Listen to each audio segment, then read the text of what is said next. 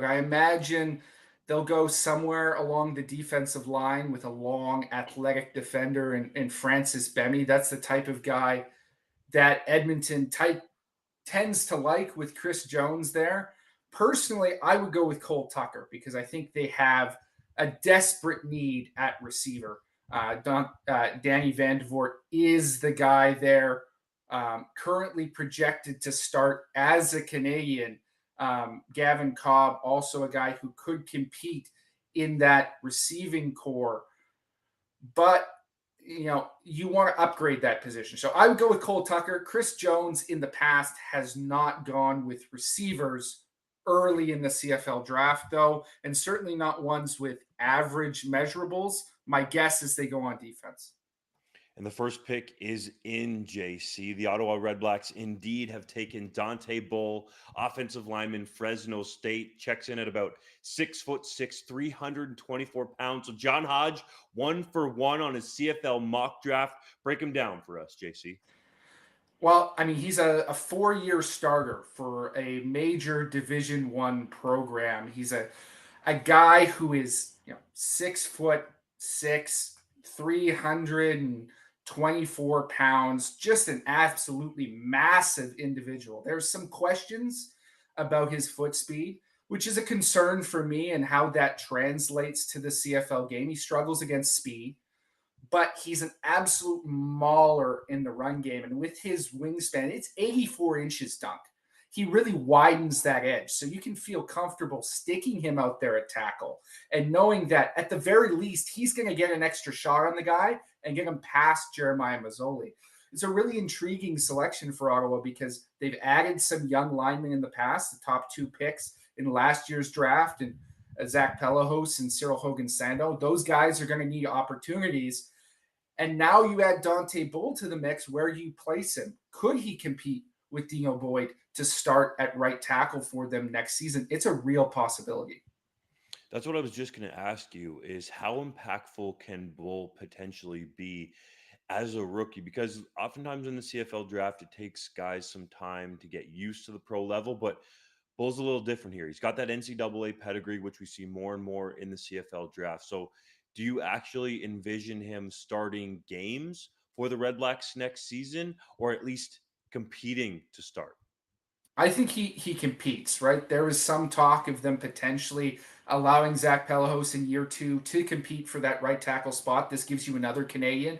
Now, either one of those guys, if you stick them in that starting role, has a backup behind them who's going to be competent. I will say my one concern with Bull is that I'm not sure he translates well to guard, right? He's got a really thin lower body. He's pretty stiff in that regard. He doesn't necessarily have the bend and the leverage to get underneath guys inside. He's built more like an upside down bowling pin, just massive up top, really skinny down low. So in my mind, he is a tackle only guy, which limits him a little bit, but that's such a premium position. And it's not one that Ottawa has had great play at in the past. So it's an upgrade for them there. All right. I'm sure we'll talk a lot about Bull on the night as he's the number 1 pick. Edmonton is on the clock, JC. You touched on them earlier, but now that we know that Bull is off the board for sure, where do you see Chris Jones and Geroy Simon going in the YEG? For me, it's Francis Bemby. That's my prediction, just based on length. We all know that's what Chris Jones covets: is energetic, long, athletic defenders. And you and I were both at the CFL Combine, Dunk, and we saw Francis Bemby there.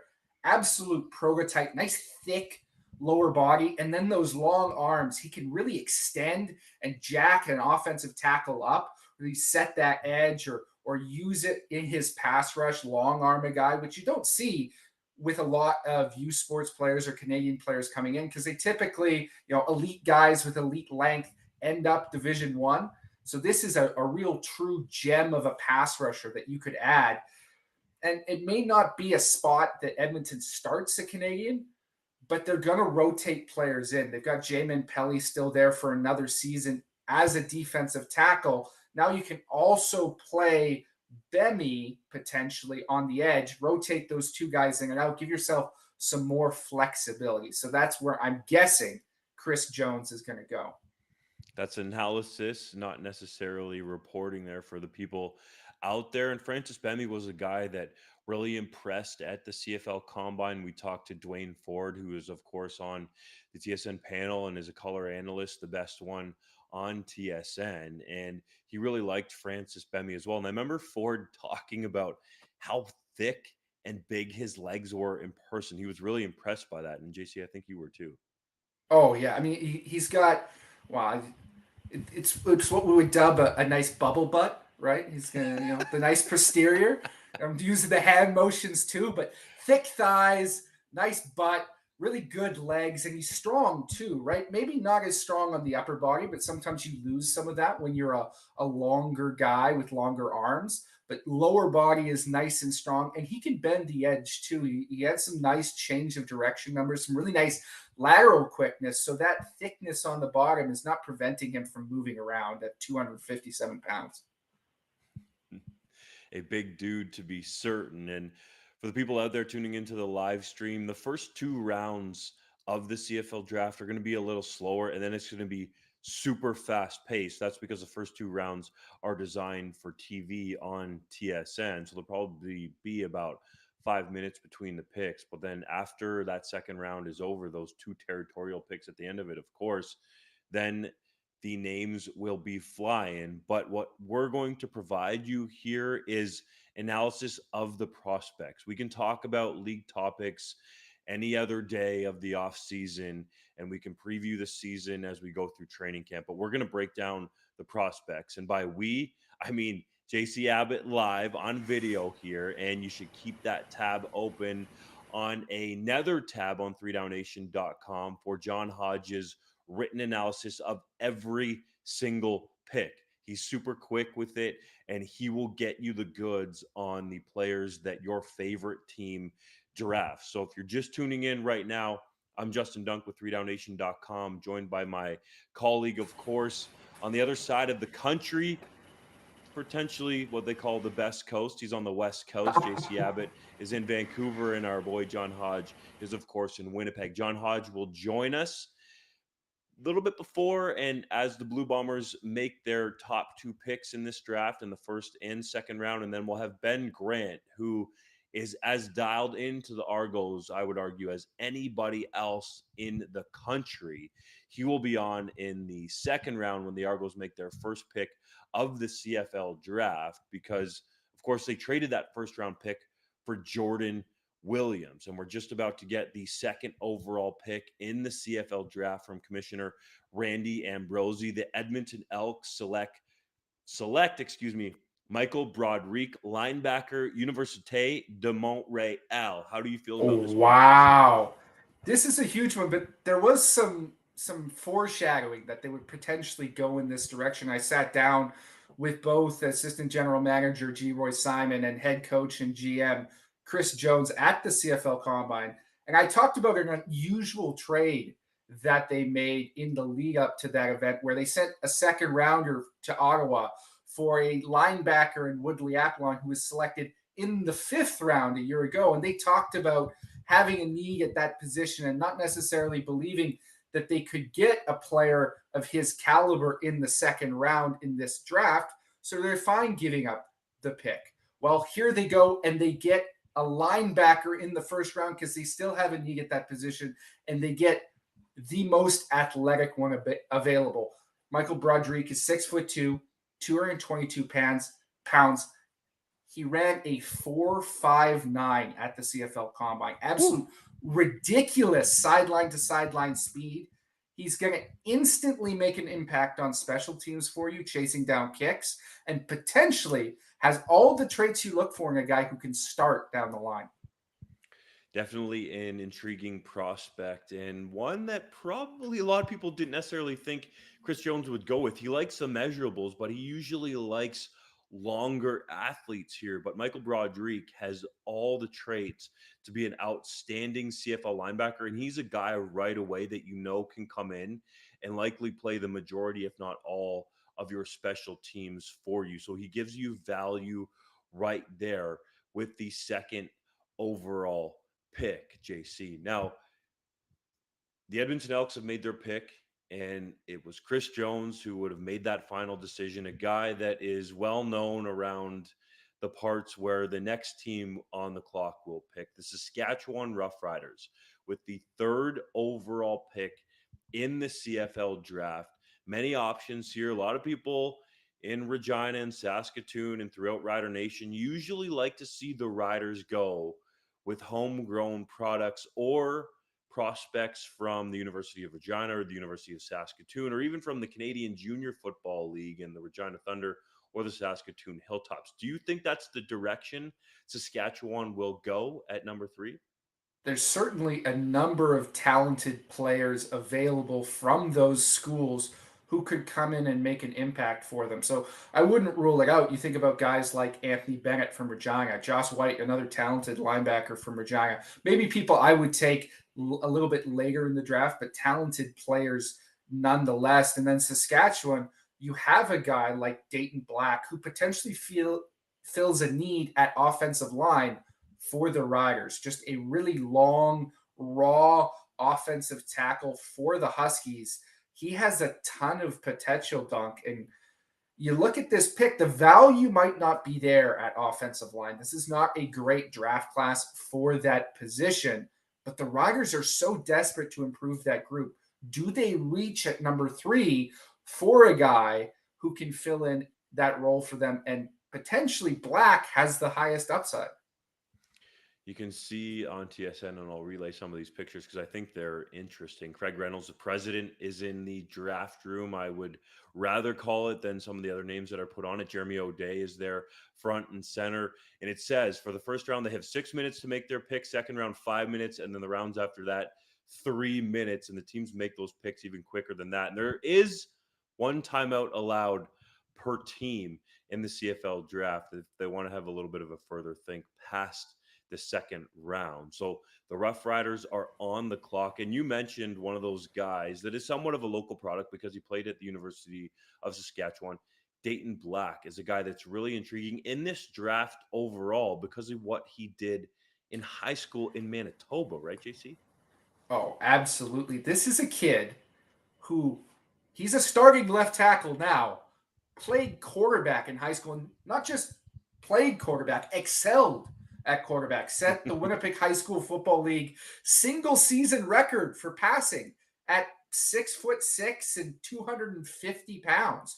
Just an absolutely massive dude standing back there in the pocket. It looked like, Dunk, watching his high school tape, one of those Madden Kriega players when you're a kid and you go in, you make your guy, and then you jack up all the height and weight measurables. So you just have this ginormous dude with a 99 overall rating. That's what Dayton Black looked like playing quarterback in high school. Now he's gone to the University of Saskatchewan. They switch him to offensive line, and he's having success there. Definitely. And Dayton Black's going to have to wait a little bit because the Riders pick is in. It is University of British Columbia defensive lineman Lake Corte Moore. Now, JC, you asked me not to say this on the live stream, but I know this is a certainty. You absolutely love this dude. Give us your analysis. This is the one exception to that rule, Dunk, because this might be my favorite player in the draft. And I may be a UBC alum myself, but this isn't bias.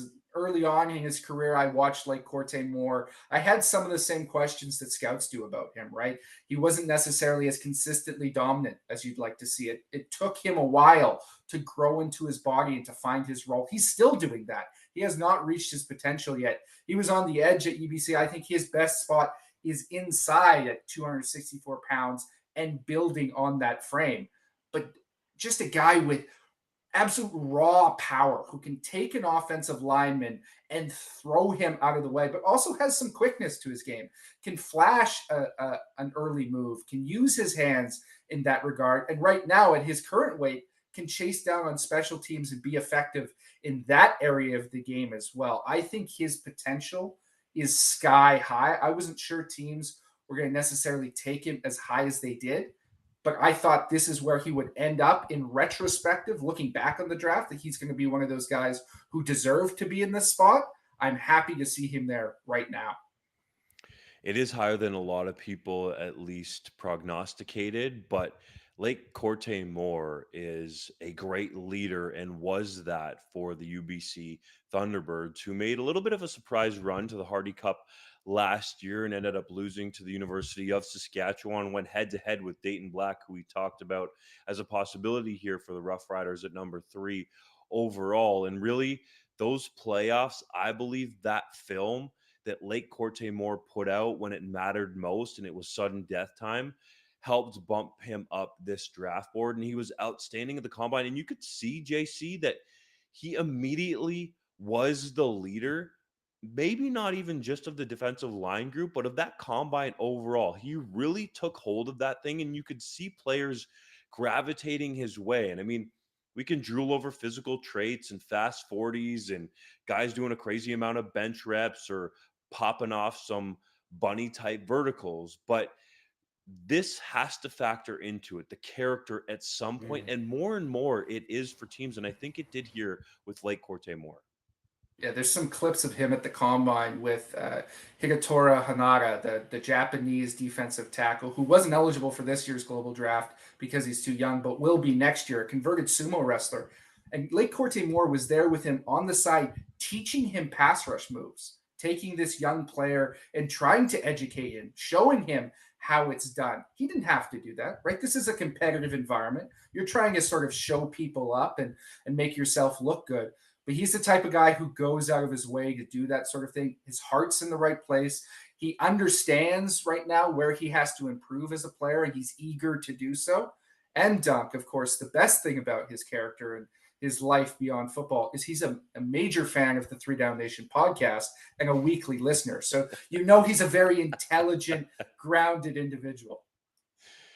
Well, if he listens to this live stream, I'm sure he's going to love the analysis because we're both loving him up big time. And I think it's warranted. So I'll be curious to see, especially how he's used at the pro level. JC, you touched on it a little bit, how he could potentially be kicked inside to defensive tackle. I think he's a guy that could probably play inside or outside, but you know that he's going to be very physical on special teams. And that's why this pick doesn't necessarily surprise me a ton because Craig Dickinson is their head coach, of course, has that long background as a special teams coordinator. So when you think about that, you know that Lake Corte Moore is going to contribute on special teams right away for the Riders.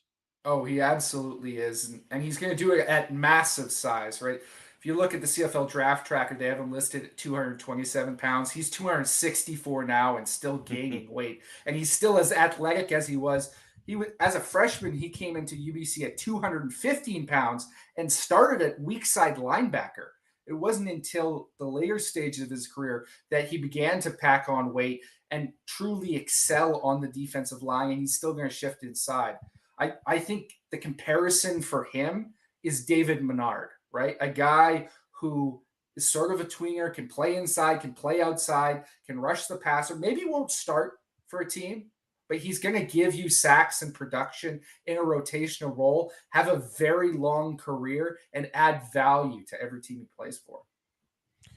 That's definitely the case. When we talked about his leadership as well, I think he'll bring a lot of energy to that Rough Riders locker room and really has all of the traits across the board to be a great pick. He's going to have to prove it out. And I think Lake Corte Moore would agree. But you talk to coaches around Canada West, the conference that he played in. And of course, his head coach, Blake Nill, has raved about him, but he was a leader of that defense. Talking to defensive coordinator Pat Tracy about him, he absolutely loves this guy from so many facets. He's in the film room studying, breaking it down, teaching the young guys, as you mentioned, at the combine with the global prospect there from Japan. He doesn't necessarily think about other guys coming to take his job because he's working hard to keep it. He wants the collective, the team, to be as good as possible no matter what. And I think the Rough Riders are getting an absolute gem at number 3 overall. Now, just below the Saskatchewan Roughriders with the next pick, 4th overall, is the Calgary Stampeders. And it's, I suppose, the first pick of the official Dave Dickinson era as general manager, even though he's had lots of input into their past draft picks as head coach. So, JC, What do you think the Stamps' needs are here, and where could they potentially go? Well, they're almost in a little bit of a bind, but a good one because they've had a couple players fall to number 4 that I think could really help them right now. And that's receiver Cole Tucker out of the University of Northern Illinois and defensive lineman Francis Bemy, who we've already talked about. Bemy can come in. They already have Isaac Agiemi Berglund, who they drafted highly a few years ago, who's in that defensive line rotation. He could add to that rotation. But right now, they're scheduled to start 2 Canadian receivers. And you've got, of course, Jalen Philpott there, who's a given and is going to be a fantastic, dynamic player at one spot. The other one's a little bit up for grabs. They've had some later round picks that have had success. Luther Hakunavanhu is a guy who maybe is ready to take the next step. Rice and John coming back from the NFL. Does he seize that role?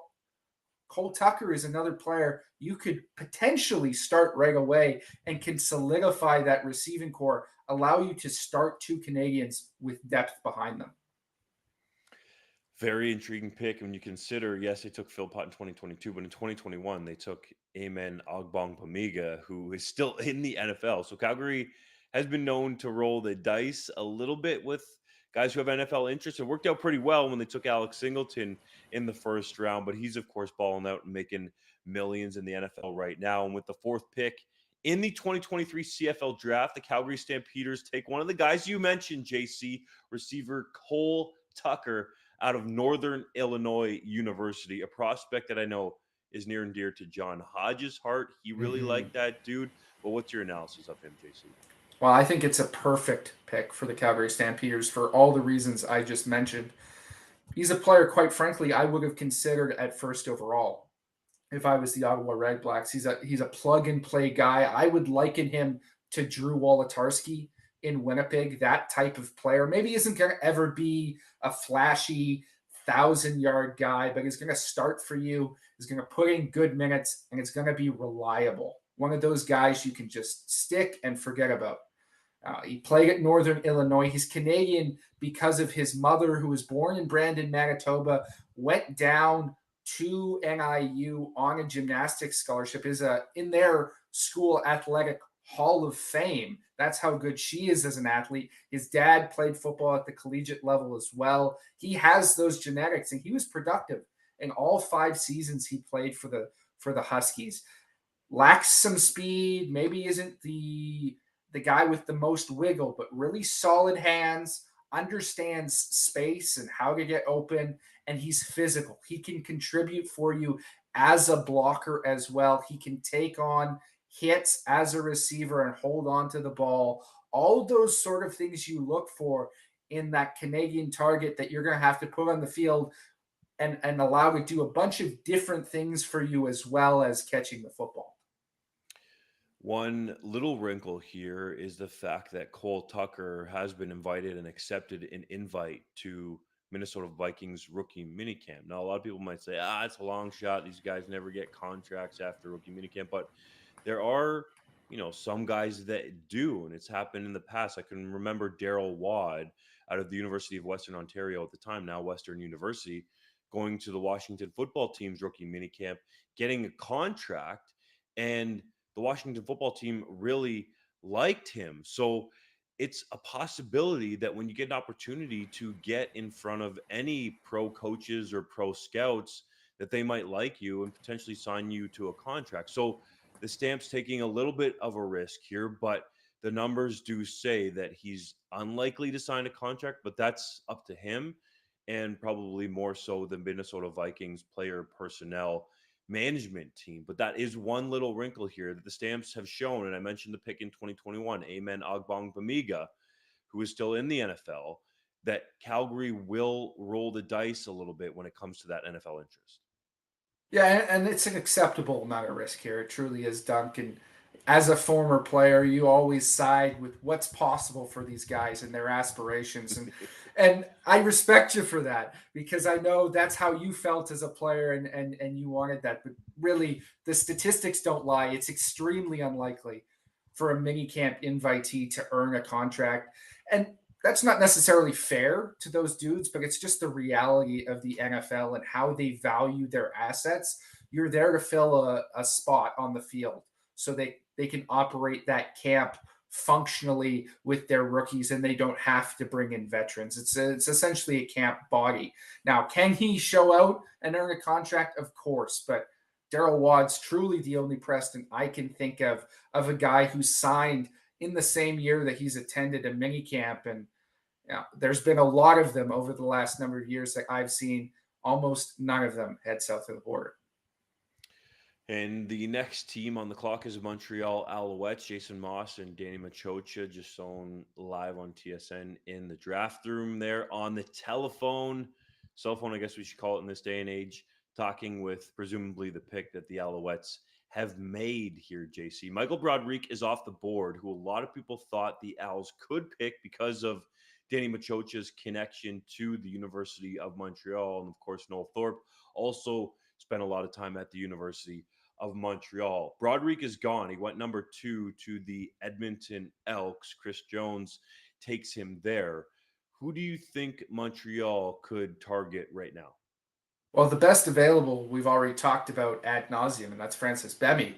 And he just so happens to be a kid from Montreal who grew up idolizing the Alouettes. So to me, that's a perfect fit here for Montreal. Maybe not necessarily a position of need, but when you've got a player of that much talent and value, you draft the best available and you stick him on that roster and he makes you better. So that's where I would go if I was the Alouettes. It's just too perfect of a scenario for them. There's a bit of a gap in Montreal Alouettes' first round picks, and that's due to one Johnny Manziel. So they took Tyrell Richards, number 1 overall last year. And then, of course, they had one of the Philpott brothers who looks to be the part of an outstanding CFL receiver. And then you got to go all the way back to 2018. Philip Gagnon was a pick in the first round for the Alouettes because they gave up so many of those first round picks to the Ticats in that infamous Johnny Manziel trade. But they have their first round pick this year. It's about to come in. And I think Bemy makes a ton of sense, especially with the run that Machocha has been on in terms of adding players from Quebec. I think he believes that that could help the team drive some buzz in that market and also potentially sell some tickets. But ultimately, you got to get the best football players. So he doesn't just draft exclusively either French Canadian players or players from Quebec, although there are definitely more of those than not. So I think anything is a possibility here. And JC, you mentioned it. Bemy is at least the best player on your board. So it would make a ton of sense here for Montreal to go that direction. Is there anywhere else that you think the Alouettes have need that might fit with a player on the board right now? Well, the fit is the difficult part because they really needed receiver. And I know a lot of people thought that they were going to target Cole Tucker, but he's off the board now. So there's not really a guy, in my estimation, that you can reach on here who's worth it with the 5th overall pick to fill that receiver need. Now, there are other places you could go, on the defensive side of the ball. There's some very talented safeties available if you wanted to add depth in behind Marc-Antoine Dequoy there. Right now, all you've got is Zach Lindley in that secondary in behind him, who's a player who was drafted in the final round a year ago and made an impact as a rookie on special teams, but isn't necessarily someone you'd want to start at safety in a game if you were forced to because of injuries. So potentially there could be some movement in the defensive backfield. That's where I might look, but truly Bemy is the guy that I would target. All right, there's a little bit of a pause with the pick coming in here. So, a quick update. The Maple Leafs game is ongoing. It's unfortunate timing yet again for the CFL. Toronto in the second round for the first time in 20 years. It's 2-2 late in the second period. And it's just not ideal for the CFL, but hey, that's the way that things shake out, and you can have those multiple screens going on. So if you're just joining us, I'm Justin Dunk from 3downnation.com, joined by J.C. Abbott from 3downnation.com. So that's one tab you should have open with the sound on, all right? The other tab you should have open is John Hodge giving you the goods in written form about all the players that are selected in this CFL draft. J.C. Abbott will do it in video form. And then, maybe you have the Maple Leafs on, but put that game on mute for now, right? That can be on another tab or your second screen, so to speak, for the Well, diehard CFL fans. But we won't what is make any this? bones about it. What is this hockey you speak of? I'm not aware of this. There's only It football, Doug. tends to be a real thing in Canada here, and the Maple Leafs game for the uninitiated will probably do way over 1 million viewers. It could potentially do even more because this is the first time they've made it to the second round in 20 years. So that's a reality that CFL is facing tonight. Just unfortunate scheduling with the first game of that series against the Florida Panthers going up against the CFL draft. But as we await the Alouettes pick here, JC, for people just jumping on or the people who have been with us for a while, how would you categorize the talent of this CFL draft overall?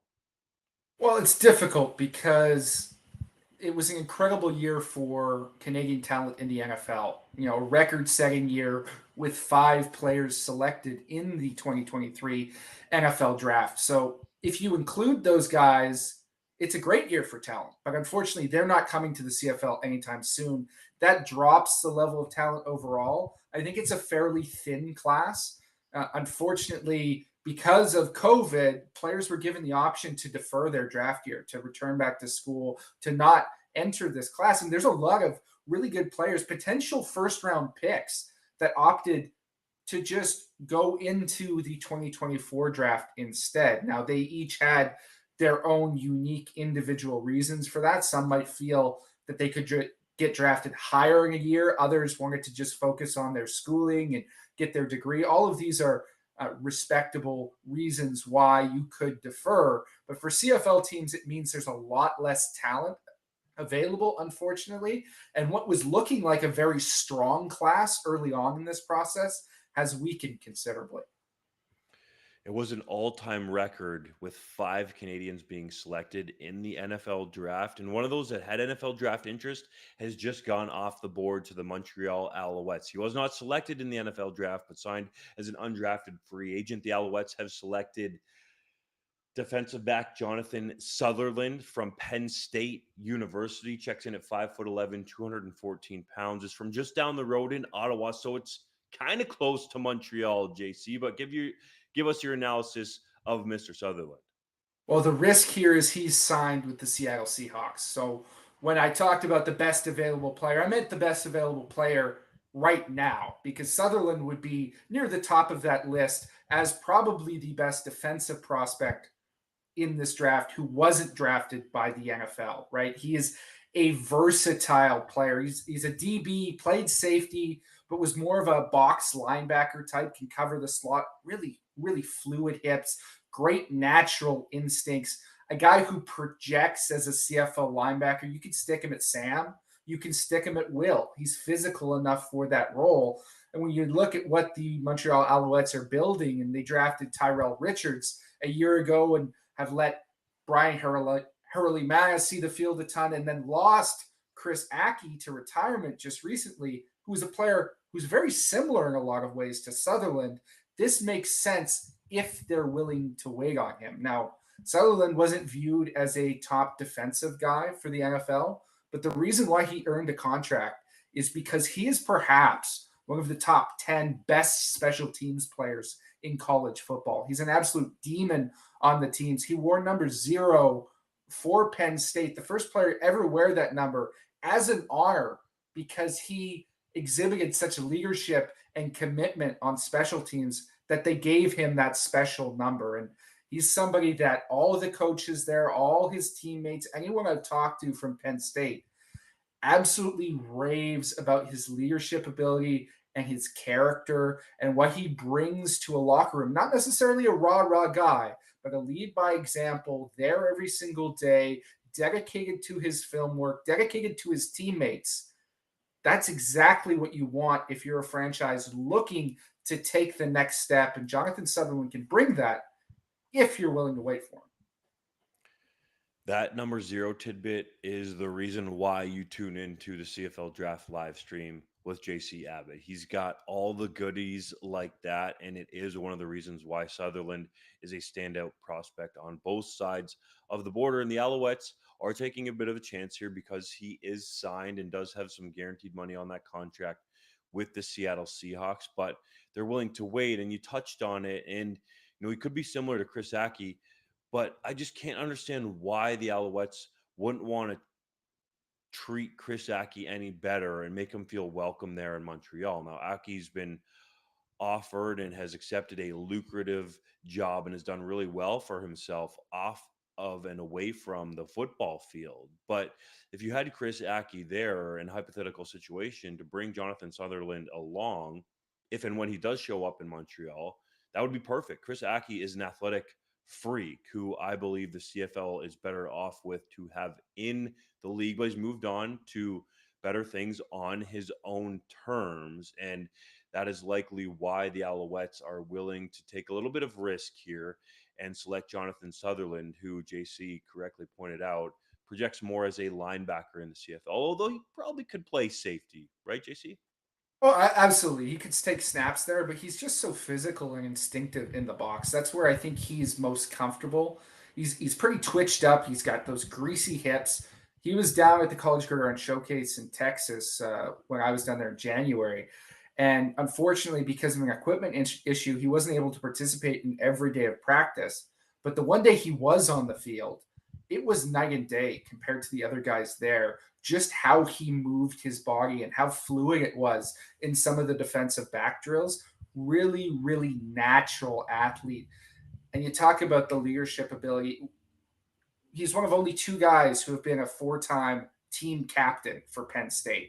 Obviously, that's because of the COVID year being there an extra season. Typically, you're not a captain as a freshman, but it's a unique distinction and it's one he's earned. Somebody told me when I was down there in Texas, a guy who knew him quite well, that the only time they saw Jonathan Sutherland upset or angry or drop an F bomb was when a coach pulled him off special teams to rest him. He demanded that he get put back on punt team. And if you think coaches in the CFL don't absolutely love that attitude, you don't know what you're talking about because they want a guy like that who can contribute in all facets of the game. And that's what Jonathan Sutherland is. The Hamilton Tiger Cats are currently on the clock with the sixth overall pick in the 2023 CFL Draft. It's a big year in Steel Town with the Ticats hosting the Grey Cup yet again. Yes, they hosted it in 2021, got there and came within a knockdown out of Jalen Ackland's hands away on that pass from Jeremiah Masoli from potentially winning the Grey Cup at home. So there's lots of pressure on the Hamilton Tiger Cats to get it done this year with a new guy, the gunslinger at quarterback, Bo Levi Mitchell. Now, they went out and spent a lot of money on the offensive line to protect him. They got him some playmakers as well. James Butler in the backfield, who's arguably the most dynamic running back in the league in terms of running the football and catching it. They bring in Duke Williams at the receiver position, re-sign Tim White. And you got to wonder if they're going to try to continue to surround him with more weapons or look for some depth on defense. And indeed, it at least is some link to Bo Levi Mitchell. The Tiger Cats have selected offensive lineman Dayton Black from the University of Saskatchewan to give some depth up front on that offensive line that is going to be so critical to protect Bo Levi Mitchell.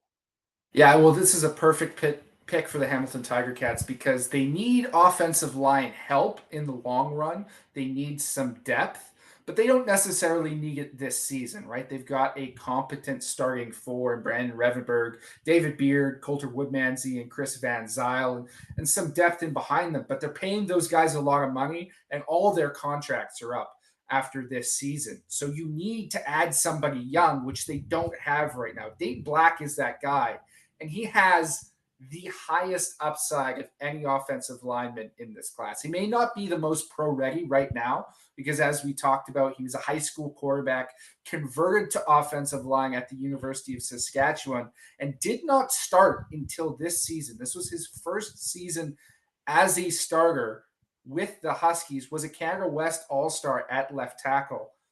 And when we saw him at the CFL Combine, he was the most dominant offensive lineman by far. He shut down every single person he faced, including guys like Lake Corte Moore, who've been drafted ahead of him in this draft. Great natural anchor. You can see the quickness with his feet. really strong punch, hands to jar his opponents. Now you wonder, can he stick at tackle? Can Chris Van Zyl bring him along and teach him how to play that at the CFL level? That's a real possibility for a guy like Dayton Black. But if he moves inside to guard, you're going to have to teach him how to bend a little bit better and how to play that position, which is unique in and of itself. So you want some time to bring him along. Hamilton can do that because they have the luxury with their pieces on the offensive line right now. Definitely. Just down the QEW, the Toronto Maple Leafs are playing game one of their second round playoff series against the Florida Panthers. It is at the second intermission, 3-2 Panthers in game one there. And we actually have a couple people in the YouTube chat talking about the Leafs game, JC. So we got to keep them updated. But the Argos actually don't have a first round pick because they traded it to the BC Lions for outstanding Canadian linebacker Jordan Williams, although there's still lots of competition here because the Blue Jays are playing as well. So that's something the CFL just need to get used to in terms of leveling up against that competition across the board. The Tiger Cats have just selected Dayton Black, as JC detailed, and the Alouettes are back on the clock, with their second first round pick. This one seventh overall. And you talked about some of the other needs that the Owls have a little earlier after they made their first selection, taking Jonathan Sutherland, the defensive back who projects as a linebacker in the CFL. So, where do you think the Alouettes could go with this second first round pick? Well, we talked about Francis Bemby being the guy at number 5, and he's still on the board. I'm shocked to see him fall as far as he had right now.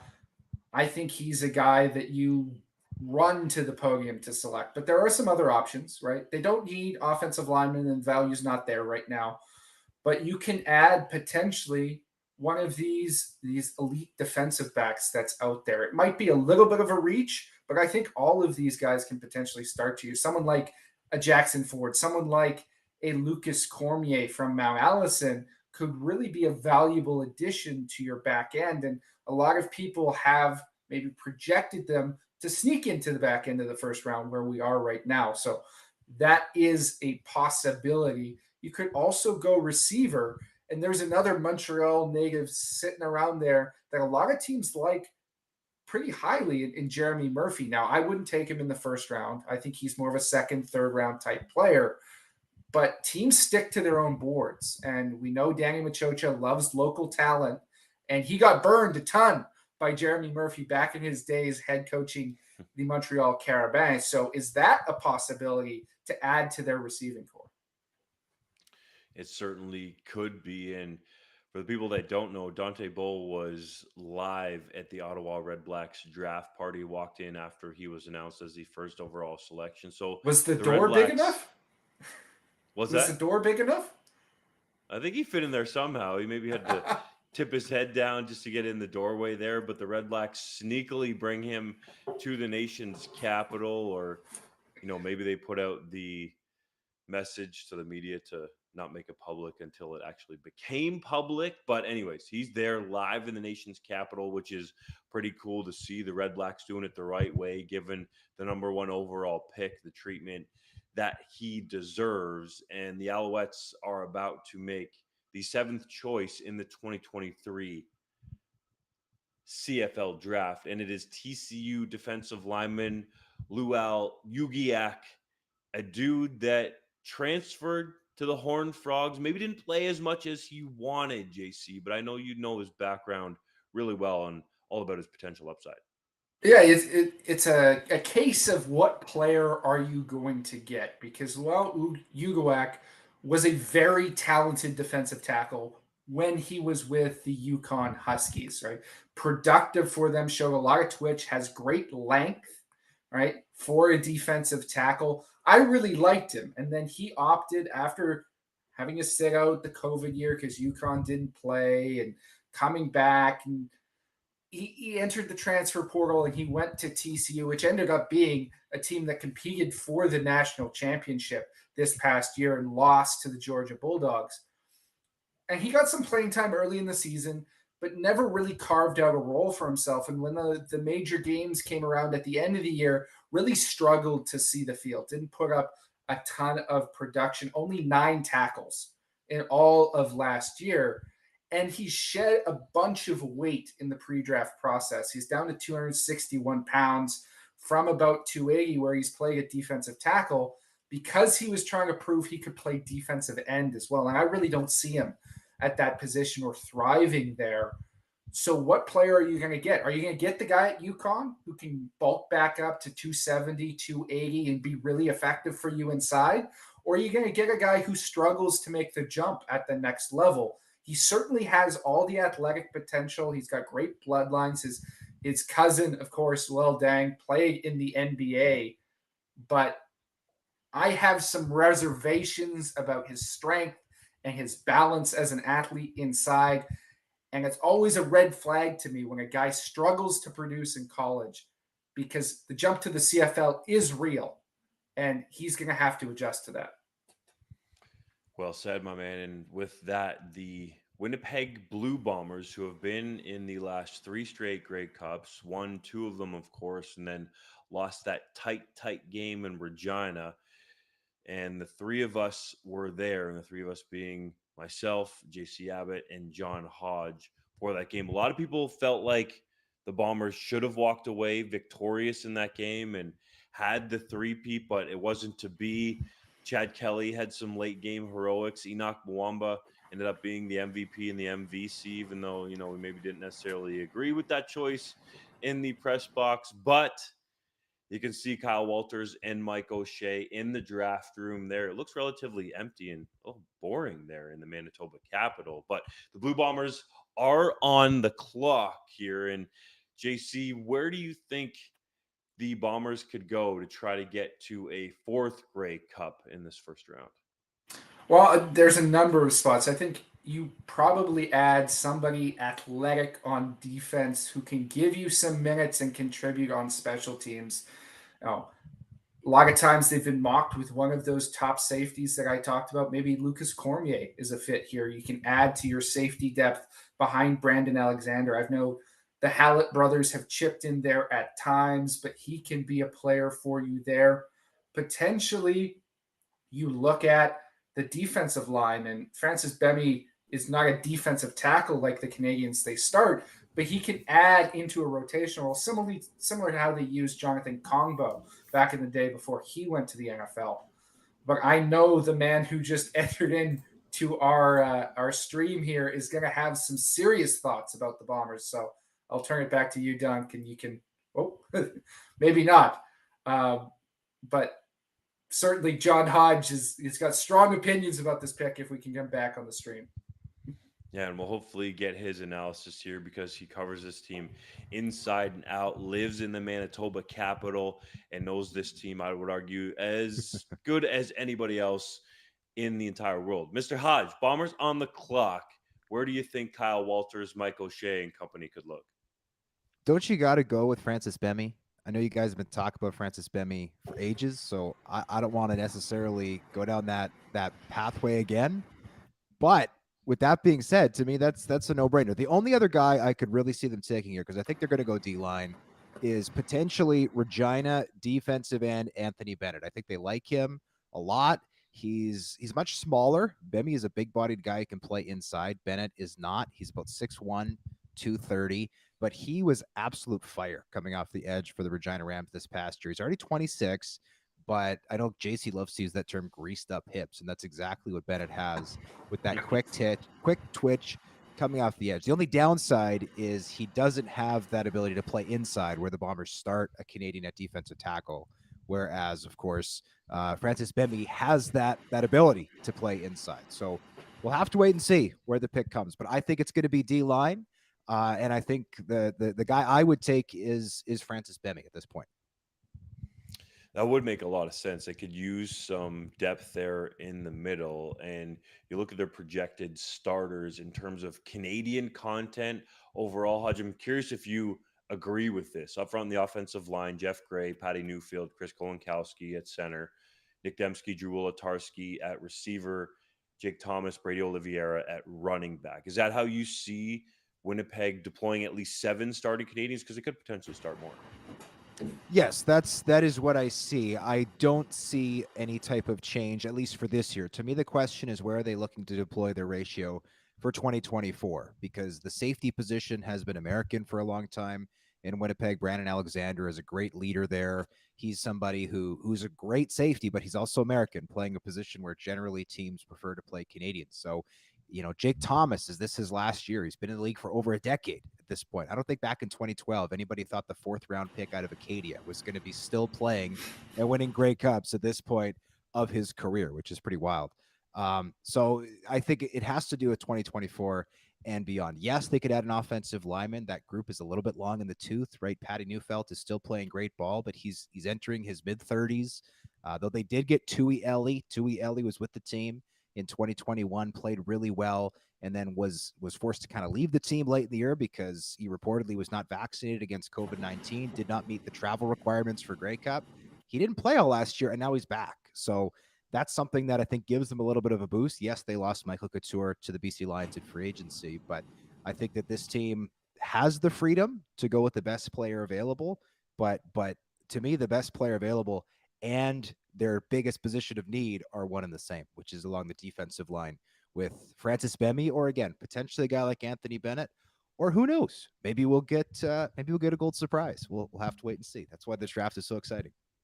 I bet you Jeff Cummins at Acadia University thought that Fat Boy Thomas or Jake Thomas was going to play for more than a decade. He might be the one guy outside of the Bombers draft room, but you're right about that, Hodge. He's getting up there in age. He still plays really well, even though he's into his 30s now. And that's why I think Bemmy could be a great pick. And potentially the Bombers get some value here if indeed Bemmy is the pick. But it's been hard to pinpoint some of the Blue Bombers draft picks over the history with Kyle Walters as general manager. For example, the Bombers taking Rashawn Simonides. I don't think a lot of teams felt like Rashawn Simonides would fit that culture that Michael Shea holds so near and dear to his heart in Winnipeg, but the Blue Bombers still selected him here. So what are the chances the Bombers surprise you here, Hodge? Well, how'd that pick work out, Dunk? Not very good. I mean, yeah, and I'll say this. We have a great interview with Anthony Bennett up on our YouTube page. I would encourage our viewers to check that out if they haven't already. That gives you an idea of the size of the personality of a guy like Anthony Bennett. He is somebody who I think would be a big personality in a good way for this team. He's got a ton of energy. He's got a ton of fire, and someone that I think would be a big personality, but again, in the right way. It's like things before they're going to happen because the Blue Bombers pick is in. Anthony Bennett is the pick, defensive lineman, University of Regina. His energy is infectious, and I don't think that's fake at all. He walked into the interview room that we had in downtown Edmonton at the Westin. Shout out to CFL for getting us into the top floor there. And Bennett just took over, and that energy level stayed high, just like him on the football field. So I want to go to J.C. Abbott first for his analysis of Bennett as a player, and then Hodge, you can tag it with your reaction from the Bombers' perspective. Well, I'm actually really glad that John Hodge is on for this pick that Anthony Bennett goes off the board, because we've been having a long back and forth about this particular prospect for the last week or so. I'm a little bit lower on Bennett than some other people. I see some red flags in his size and in his age. At 26 years old, he was dominant in the Canada West coming off the edge. He flashed that bend that you like to see in a pass rusher. He had great motor and effort. But he was also lining up against kids, right? Like when he played at the University of Saskatchewan, he was lined up against right tackle Jack Warwick, who's a great player, but he's 18 years old. So, of course, the 26-year-old is going to win some of those reps just based on experience.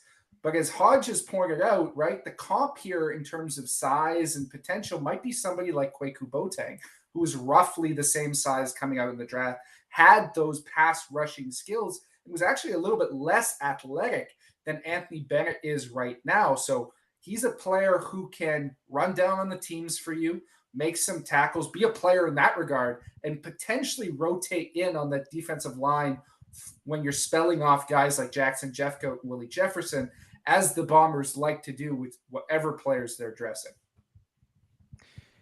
this is a player with a very unique backstory because let's remember he's 26 years old, awfully old to be quite frank for a CFL or professional football prospect.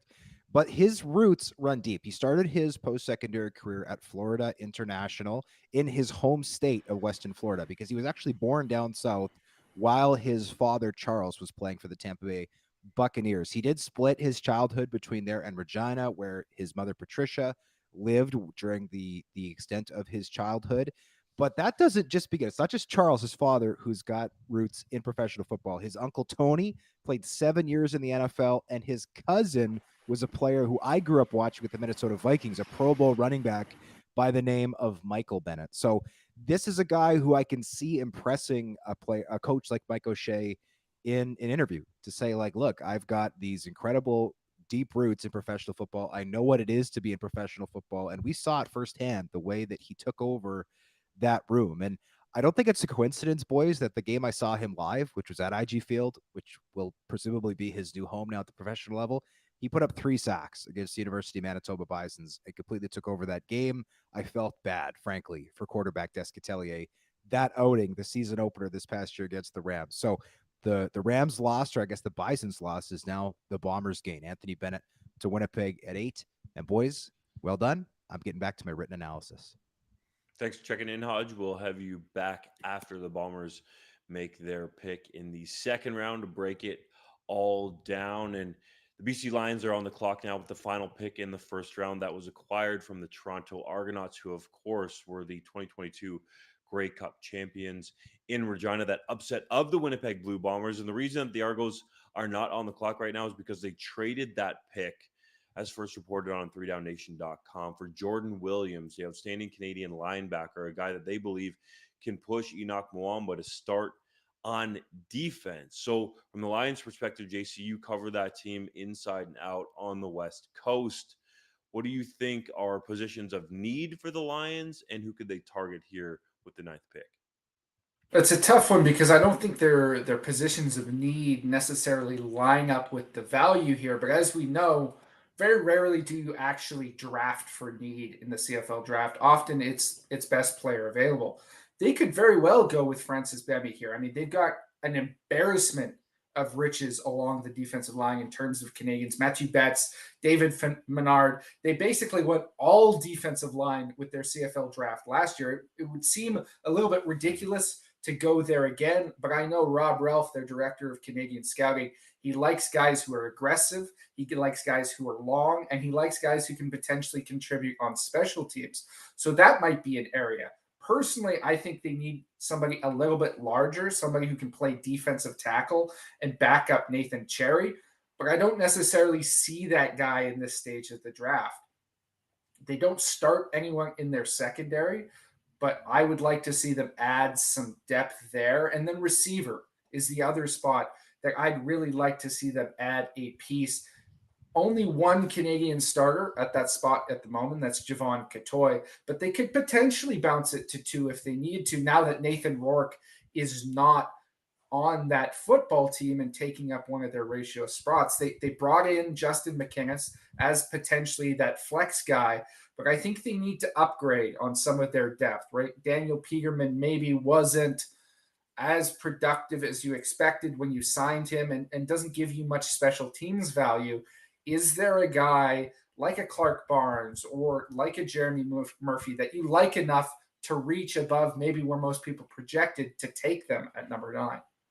It's not one of those dudes. It's the best player available on your board, a right now player, I should say, JC. Francis Bemmy goes 9th overall to the BC Lions as they continue to load up that defensive line. That makes it the last 3 picks in a row for the Lions in the first round, selecting Canadian defensive linemen. That position is stacked for BC.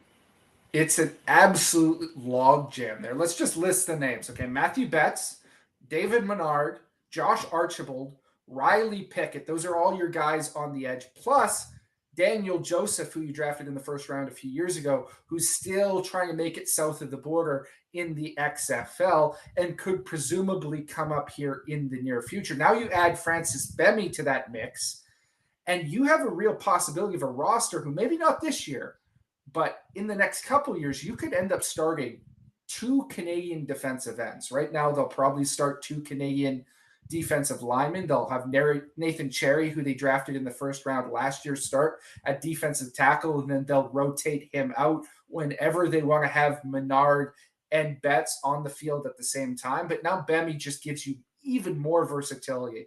And we talked about the length. That is what the BC Lions have coveted, that thick lower body, those long arms, the potential to use your hands as a pass rusher and get offensive linemen away from you, right? That's why that value is there with the long arms, is because the offensive lineman can't get his hands on your chest if you long arm him, and you can get past him as a pass rusher.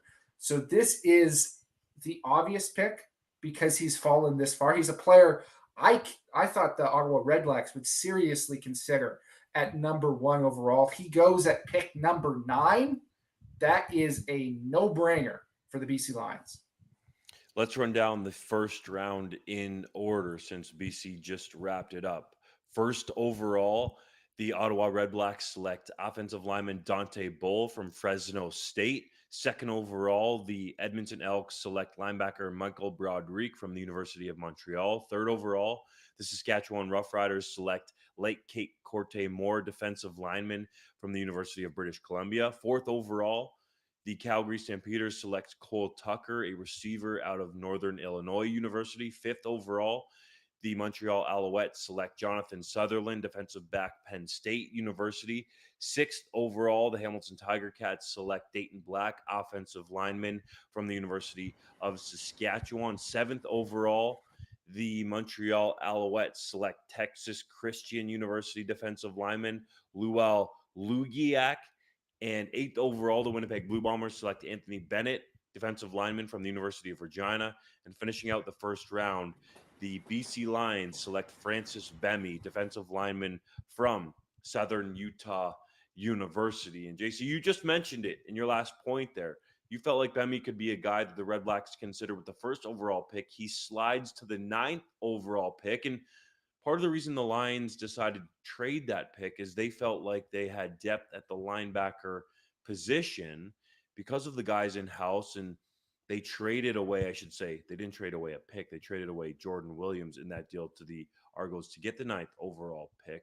Are you surprised that they go defensive line here and maybe didn't try to add depth in another area? I'm only surprised in the sense that I didn't expect it, but when a guy like that falls to you in the draft, right, it behooves you to take the best player available because you're not just drafting for right now, Dunk. You're drafting for the season after next. You're drafting for 3 years down the line. What's your roster going to look like then? You've constructed it right now where you've got really good depth at defensive end for Canadians.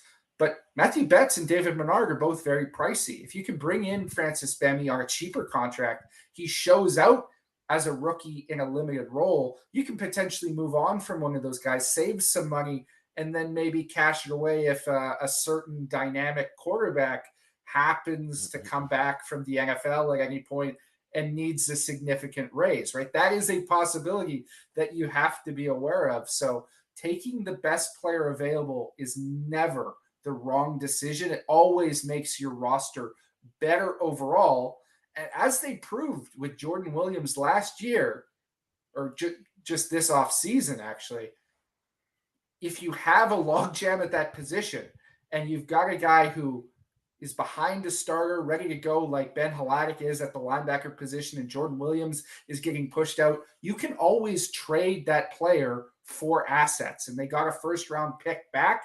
It's maybe not as high as the one they used to select Jordan Williams, but they're able to add a very good football player who makes their team better, and they're still strong at the linebacker position. So it's smart asset management from the BC Lions all around. You alluded to Nathan Rourke, of course, the Canadian quarterback, who not too long ago was selected by the BC Lions in the CFL Draft, and of course now has gone on to sign a free agent contract with the Jacksonville Jaguars. And it should be noted for all the haters out there The Jaguars did not select a quarterback in the 2023 NFL draft, nor did they sign one as an undrafted free agent. There are 3 quarterbacks on the Jaguars roster right now. Trevor Lawrence, who was a former number 1 pick in the NFL draft. CJ Beathard has been a long-time backup in the league. And Nathan Rourke. Now, that's not to say that they couldn't go out and trade for one or sign one in the offseason, but I don't think that is considered an area of need by Trent Baalke, the general manager there in Jacksonville. So yes, BC needs to plan for the possibility of Nathan Rourke coming back north of the border, but I don't think that's going to happen at all in 2023 because of the signing bonus and guaranteed money in that deal with Jacksonville that Rourke has on his contract. It's $221,000 USD, and you also factor in the opportunity that he gets to go down there and learn from Doug Peterson, who's a former backup quarterback with Brett Favre, who Rourke idolized growing up as a Canadian passer. So it is something the Lions need to be aware of, but I don't think Rourke is going to be back across the border in 2023, if not for a long time. The way that he's training and the way that he looks and how confident he is going through some off-season workouts there with his teammates. Coaches can't be on the field yet in the NFL, but he's been doing some off-season workouts, getting to know his teammates.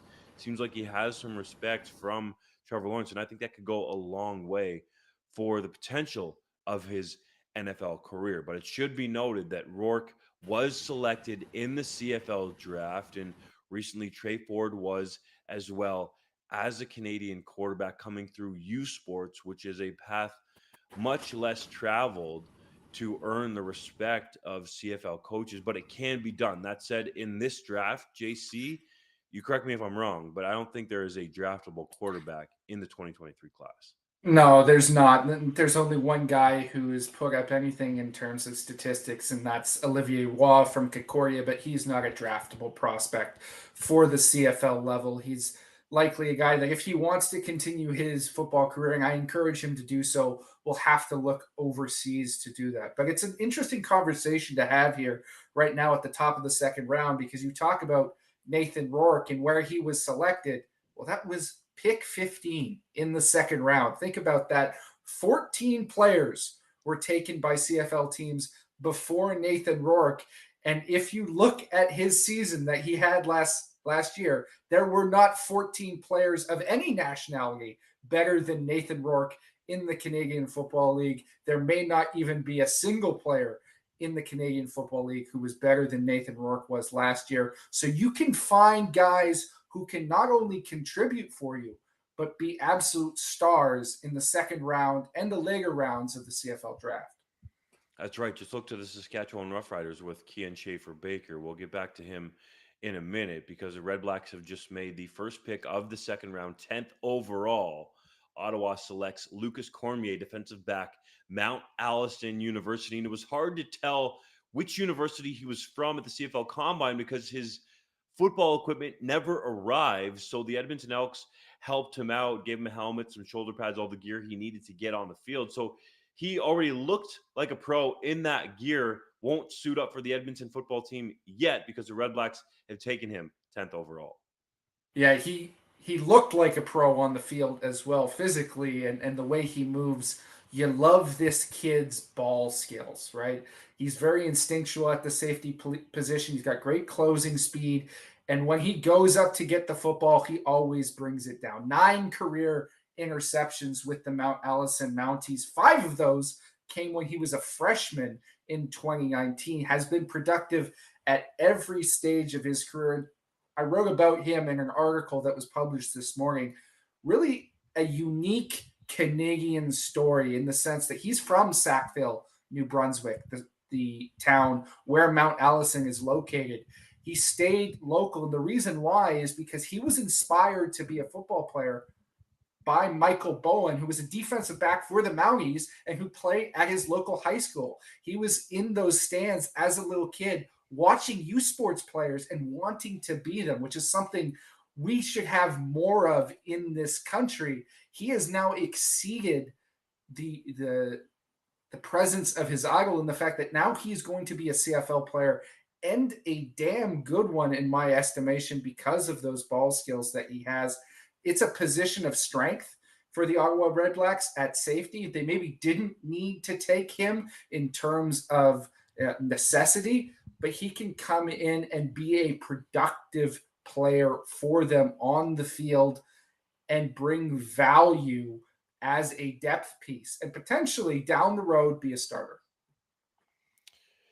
And he's a guy that's going to contribute on special teams right away. And Bob Dice knows the value of that, which makes Cormier a smart pick for the Ottawa Redblacks at the top of the second round. And JC, you alluded to it in terms of Cormier idolizing a Canadian university football athlete. And I think the schools out there need to do a better job of marketing and getting not only the students on campus to the games, but people outside in the community. And I can totally agree with Cormier and how he idolized those players, because I can remember as a kid growing up just outside the city on a family farm in Guelph and going into the city, which was a big deal at the time, to watch the University of Guelph play. And they had guys like Chuck Assman, who went on to play in the CFL. They had a guy by the name of Kyle Walters at running back who went on to play in the CFL. And of course, now is the Winnipeg Blue Bombers general manager. And oh, by the way, they had Mike O'Shea as well. So you saw these guys going through the program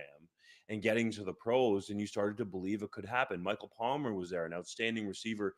He went on to play in the CFL as well. And Guelph wasn't necessarily a powerhouse when Michael Palmer was there either, but it still gave you that up close look in my hometown in this case to make it seem real. And I think that's probably what helped Lucas Cormier ultimately, as you said, do even better than his idol and get to the CFL. He seems like he has the makings to be an outstanding player in this league. And the real key is playing special teams. You know, going through this process, talking to some prospects leading up to the CFL Combine, some guys asked me, if I go into the interview room, what should I say about wanting to start or playing special teams? And I said, you have to make sure that you make it very clear to every coach and personnel person that you talk to that you are willing to run through a wall on special teams and earn your roster spot, because you need to bring value to that team right away. And you have to show you're willing to do what it takes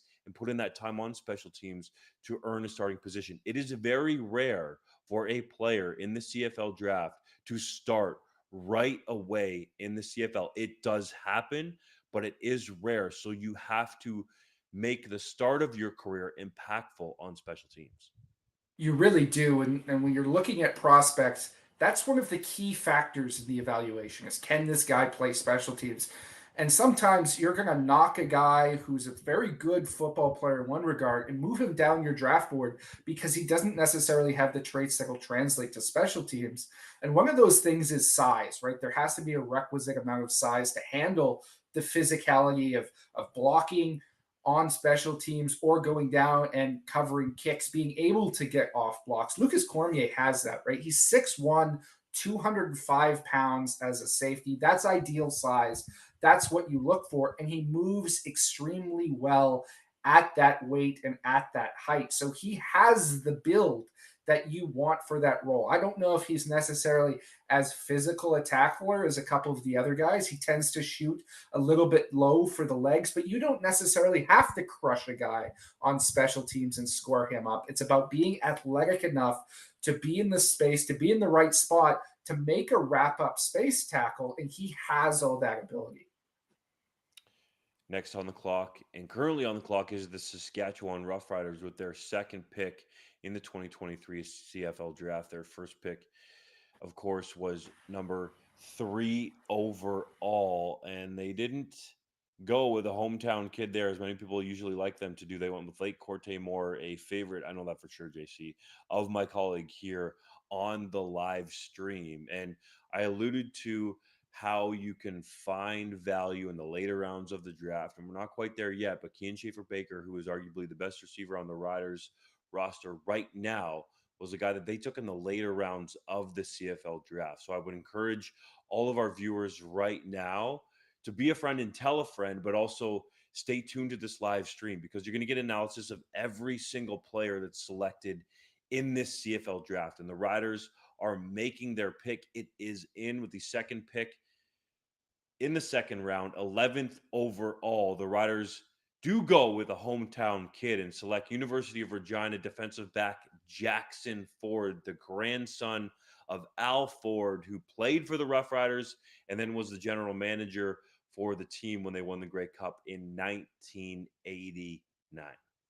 Great bloodlines. And actually, this was a game I was going to suggest as a potential pick at this spot had they not acted before I had the chance. I think this is a perfect fit, not only because he's a local kid with connections to the team through his grandfather, but also because he's going to contribute for them right away at a position where they're going to have to do some moving around, right? Mike Edam is no longer with the team, who's been their starting safety for a number of years. Nelson Lacombo might take over that role. He's played some cornerback for them. He might move back to free safety. And you've got Jaden Dulke, who you drafted last year, who can also contribute.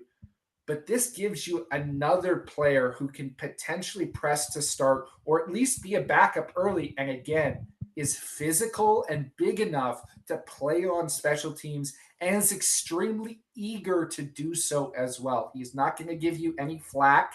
He is ready to take on that task and play special teams. I love his intelligence, Dunk, and I know you do as well. Super smart, absolutely dedicated to his film study. He starts that basically the day after the game for the next week. He is polished as a prospect because he's been around the game so long, and he may one day end up being a serious contributor for the Rough Riders, just like his grandfather was.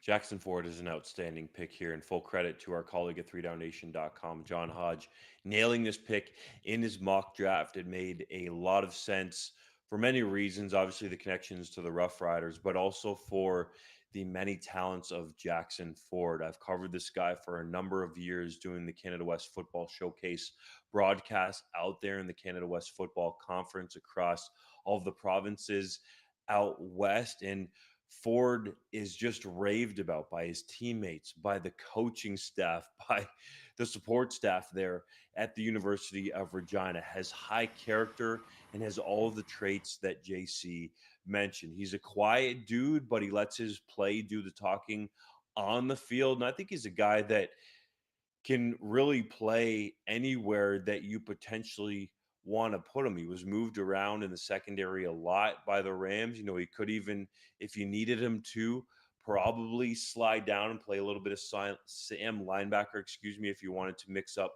the looks there. And the Riders don't have Mike Edam anymore in the back end, electing not to re-sign the longtime veteran. So this to me is a very smart pick. And I think Ford could contribute relatively early in his career, obviously on special teams, but also on defense. I completely agree with you. And he's one of those guys. I talked about the intelligence, but it's the mental processing and the preparation, right? It gives you an advantage. He's a very good athlete and he plays like a better athlete than he is because he's able to anticipate and be in the right spots, just explodes downhill once he diagnoses where the ball is going.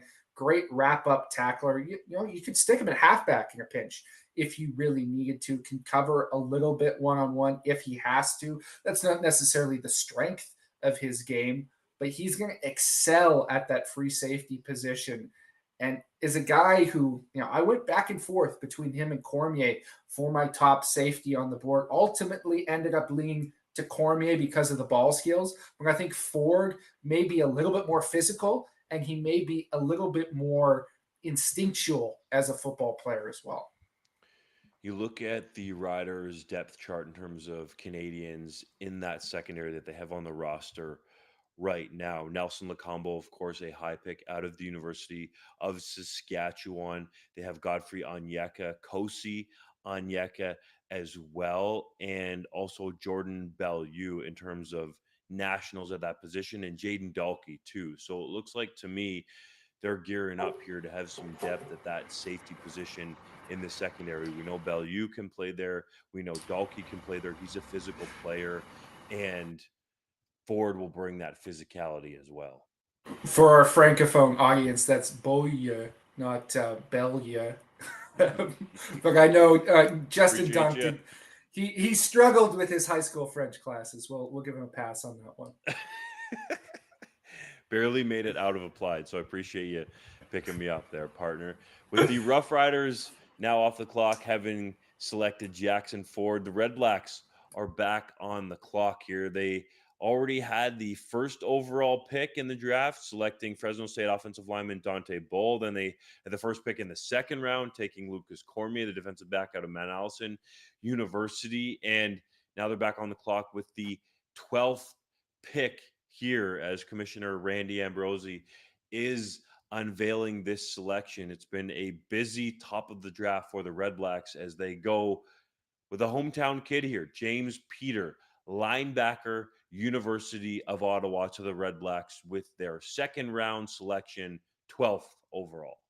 I love this kid. I got a chance to get to know him a little bit when I was down in Texas for the College Gridiron Showcase.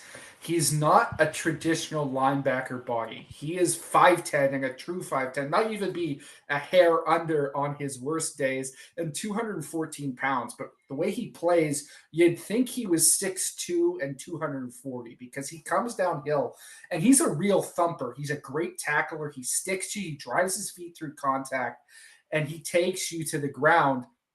He's a player that, with his body type, you think more of him as a will linebacker. I think he's better suited skill set wise to the middle of a defense. Isn't necessarily great in coverage, but really good with his ability to key and diagnose and react quickly in the run game, and is physical for his size. Often we talked about that the back and forth between special teams and defensive value. And sometimes you knock down a guy who's a good defensive player because he can't play on special teams. And often with small bodied linebackers like Peters, that is the concern, that maybe they're too short, don't have enough bulk to them to play on special teams. He is the exception to that role. He is going to be a great special teamer coming downhill for you on day one. And he has enough length in his body. He's got 31.5-inch arms, which isn't spectacular, but is unusual for his small frame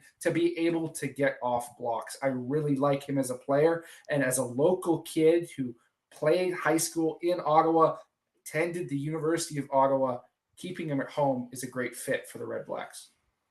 It's definitely a cool story for him and the Red Blacks. Montreal Alouettes currently on the clock here with the 13th overall selection. JC, we have a question in the YouTube chat. Jared Wayne signed as an undrafted free agent, the receiver out of the University of Pittsburgh with the Houston Texans. Do you foresee him being selected in this CFL draft? He will absolutely be selected. Now, it's an open question where he ends up being selected, because he's a player that I think a lot of people thought might be drafted in the NFL, might have snuck into the 7th round. I know I was of that opinion. A lot of CFL scouts were as well, just because of some of the skill sets that he has and his ability as a route runner, his ability to be physical, and the production that he put up at Pitt. So if you're of that belief that he's going to stick on an NFL roster, then you don't want to touch him until later in the draft, because you know you're not going to get him right away and potentially never at all. A team could be bold and select him here in the 2nd round or early in the 3rd to try and add that talent for the future if they think his lack of long speed is going to prevent him from making it with Houston or another NFL club down the line. But personally, I'm very high on all his other traits. I think he's a guy who can make a roster as a UDFA in the NFL. The Alouettes have just made their selection. It is fullback David Dallaire out of Laval University. Hopefully, JC, I said that right. You can correct my pronunciation if you so choose. He goes to the Alouettes with their 13th pick overall in the 2nd round of the 2023 CFL Draft. While Danny Machocha finally goes with a local product here in round 2. Didn't with his first 2 picks in the 1st round, but he grabs the best fullback on the board in David Dallaire from the University of Laval. Now, there's some questions about him in terms of his frame. He's 6'3", which is fantastic length, great height, but he's only 220 pounds. He's really, really skinny. I think he has to flesh out that build, add some more bulk to his frame to be successful at the next level, but in college was extremely versatile as a fullback, sort of an H-back who you could flex out into the slot and contributed legitimately as a receiver. Doesn't necessarily have the athleticism to do that full time in the CFL, but certainly someone who could be more in the mold of a Patrick Lavoie back in the day, who was an H-back who caught a lot of passes out of the slot. He also held on field goals for the Rouge et Or and was their short yardage quarterback. So he did a little bit of everything at Laval. Very athletic pass catcher. You like to see it. Will give them some versatility on special teams and potentially on offense. The competition currently for the CFL draft in terms of viewing is the Maple Leafs game one of their second round series against the Florida Panthers. It has gone final. The Panthers win 4-2, upset the Leafs on home ice with all the fans in Toronto being so hyped for this game and thinking that the Panthers were going to be a cakewalk. Well, that's not the case. So now everybody in the GTA and everywhere else in the country can turn their full attention to the CFL draft. So if you're just tuning in after that Leafs disappointing loss has ended, I'm Justin Dunk of 3downnation.com, joined by my colleague here, J.C. Abbott, on the video side. You should have another tab open at 3downnation.com. Our colleague John Hodge is analyzing every single pick in written form, and he will pop on with us after the Bombers' next pick, which is coming up in the second round of this draft. And then we'll also have Ben Grant of the X's and Argos podcast and a contributor to 3downnation.com as well on after the Argos pick 16th overall in the second round. We're going to be talking about the players. We can talk about league issues and what's going on in the off season, and talk about teams roster construction going into the season and the lead up to kickoff of the games that actually count. But we're here to talk about the prospects and give them their shine. And I would dare say there is only one man better to do it than J.C. Abbott, and that's the venerable Dwayne Ford, who is the OG of covering the CFL draft. And we got the next best guy right here in J.C. Abbott on your screen. And of course, John Hodge breaking it all down. So stay with us through the entire CFL draft as we dissect and discuss every pick and player that are chosen in this CFL draft. And the BC Lions are currently on the clock in the second round with the 14th overall pick. JC, that is the team that you focus on for 3downnation.com out there. They went defensive line in the first round, took Francis Bemi. Do you think they keep picking defensive linemen, or finally will we see a different position selected by BC? I think they'll go elsewhere here. To me, this is where the value in the draft shifts. It's no longer at defensive line. Now, would it shock me if they did? No, because last year, I think they went with 6 defensive linemen on 8 picks, something ridiculous like that. I had people DMing me asking, does that make any sense to you that they would draft that many defensive linemen? But they took some very versatile players with those picks, and that was a position of need last year. To me, now I want to see them add to the receiving core, potentially the defensive backfield, or at the linebacker. Somebody who can help you in a depth role and upgrade your special teams, because that's really been a struggle for the BC Lions the last number of years. Their special teams units have just simply not been good enough. And they've helped it by drafting well, and that's why they like those long physical guys. But you have to keep stocking the cupboard to truly make the best of that. And you can't have any wasted roster spots. You can't have guys that you're dressing as backups who can't contribute on special teams. So I think that's the area of focus for the Lions beyond what a player can contribute offensively or defensively, because they've got their starting spots locked up and they've got some decent depth. It's, can you play special teams for us right away? Can you bring value in that area of the field? That will be the priority for Neil McAvoy, Rick Campbell, and Rob Ralph. And that's what the Lions are going to be looking for as they make this pick. And it is Siraman Harrison Bagayogo, defensive back from the University of Guelph, being selected by the Lions, a long player who is great in coverage and I think has the physical attributes to help them on special teams, JC. Oh man, I mean the upside here is insane, right? If you are drafting purely on defensive value, you could make an argument that Sirman Harrison Bagiogo should have been in the top 2 or 3 picks of the CFL draft. He is a dominant press man corner. 3 years at the University of Guelph, 16 catches allowed in his entire career. That's how good this guy is. He is never out of the hip pocket of a receiver. He's so fluid and he's so long at 6'2" and 197 pounds.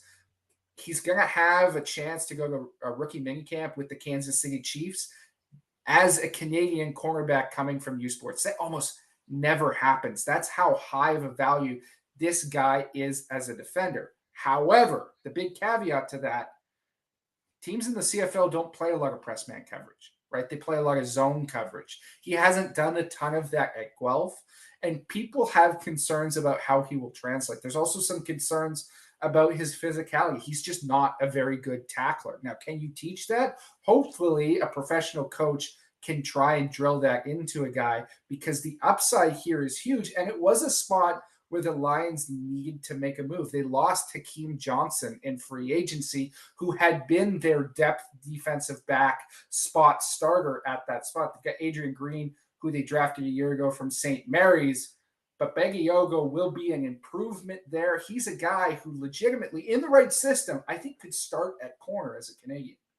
I totally agree. Bagiogo is a rare prospect coming out of U Sports that has length and coverability. And I'm just going to say right now, I'm sick of this bogus talk about him playing bump and run or the fact that he gets up and jams receivers and that he can't cover if he's playing off coverage. That is absolutely not the case. This dude can flat out cover, and he's taken on the best of the best in U Sports and in the OUA and been able to shut them down, knock balls down, grab interceptions. I saw him, and I was standing right in the corner of the end zone when it happened last year, make an outstanding diving interception to take away points from the opposition. Like, this dude has some outstanding athleticism. And I'm not just saying it because he's from the University of Guelph and that's where I went to school. I am harder on those dudes coming out for that reason because I don't want to show any bias. But Bags, as he's known a little more affectionately around the campus at the University of Guelph, is a great athlete and a guy that I think has a lot of upside as a pro. And it should be said that the Kansas City Chiefs are at least known for giving young defensive backs a chance there and drafting guys. Now, he obviously wasn't selected by the Chiefs, but for Bagiogo to get a rookie minicamp invite from Kansas City is rare. It's been a long time since any Canadian has gotten a rookie minicamp invite to the Chiefs. And I don't think it's ever happened for a U Sports prospect. So this is something that's rare. It's not like the pipeline to the New York Giants because of Kevin Abram that's there, who's a graduate of the University of Western Ontario, or now known as Western University, and all of the Canadians that have gotten rookie minicamp invites there. I think the one for Bagiogo going to Kansas City stands out. And yes, it's a long shot that he signs a contract, but it tells you the type of value that he has as the Winnipeg Blue Bombers make their second selection in this 2023 CFL draft. 15th overall, they take Jake Kelly, Bishop's University defensive back. Wow, this is a huge selection. I thought Kelly was going to fall a little bit because of his size, and he's also one of those guys who has some concerns about his level of physicality as a safety in the AUS. But the athletic numbers are absolutely off the charts. And I'll just rattle off a few of them here before our colleague John Hodge gets a chance to jump in. 40.5-inch vertical, 10-foot 2-inch broad jump. He runs a 4.56 40 with a 1.59 10 split. Extremely quick. 6.91 in the 3 count. You love those movement skills for Jake Kelly. Well, we talked about that during the last hit that I was in. Where do the Bombers want to play their ratio, right? Heading into not 2023, that's set, but 2024. Long term, I think this team wants to play safety who is Canadian because that's generally what teams do. Now, the downside for Winnipeg is there's a ton of DB talent that's already come off the board, right? Jonathan Sutherland is a future, gone. Bagayoko, gone to BC at 14. I mocked Cormier to them at 15. He went at 10 to the Red Blacks. Jackson Ford goes to the Riders. Charlie Ringland, who is from Winnipeg and was a very good DB for the Saskatchewan Huskies, tore his ACL at the combine. He's not there. So Jake Kelly out of Bishops. I think this is the first Bishops draft pick in 5 years. Shout out Arash Madani. Your team finally got a draft pick. Good for you. But Kelly is a physical freak. There's no other way to say it. 5'11, 182. At the combine, he put up 14 on the bench, ran a 4.56 40, jumped out of the gym at 40.5. When the combine was starting and Kelly was set to take his jumps, I got a text from somebody that said, "Is there a roof on that thing? They might need it to keep Jake Kelly in the building." And sure enough, he won the vert at the event. So to me, this is a bit of an overdraft, to be perfectly honest. This is the Bombers, in my opinion, at least, saying we need a DB. Let's take the best one on the board. And unfortunately for them, a lot of DB talent is off the board. But that said, this is a very deep DB class. And in a normal year, Jake Kelly, based on his measurables alone, could have been the first one off the board. He put up 49 total tackles with the Gators, along with 16 knockdowns, 2 picks. So he's got some ball skills. And I'm excited to see what he could do in that Blue Bombers offense. John Hodges Or jumping on from defense. Winnipeg. And of course, that other face that you see there is Ben Grant, 3 Down Nation contributor and host of the X's and Argos podcast. Knows the Argos inside now to, of course, beat those Blue Bombers in the Grey Cup. Hodge, before we move on to Mr. Grant, is there anything else that you want to touch on with Winnipeg's top 2 picks or the latest pick that the Blue Bombers have made? Well, I think this is a team that needed to add some talent on the back end. Malcolm Thompson started for them last year out of Wilfrid Laurier. He tore his ACL, no longer with the team. They drafted Patrice Rene, a corner out of Rutgers. He got hurt last year, is no longer with the team. They've had a bad string of luck when it comes to injuries in that secondary as far as their Canadians are concerned. And Noah Hallett, who was a really high pick, I think top third, late second rounder a few years ago, another physical freak, Ad McMaster. I think he's played like 2 games in 2 seasons because he's always been hurt. So they've had to replenish that defensive back unit, not even so much because they haven't drafted talented players or signed talented players. It's been partly just they've been so badly bitten by the injury bug. So Jake Kelly has all the physical tools you could ask for in a Canadian DB. Now it'll be the job of Jordan Younger, the Bombers DB coach, and the rest of that coaching staff to get him coached up.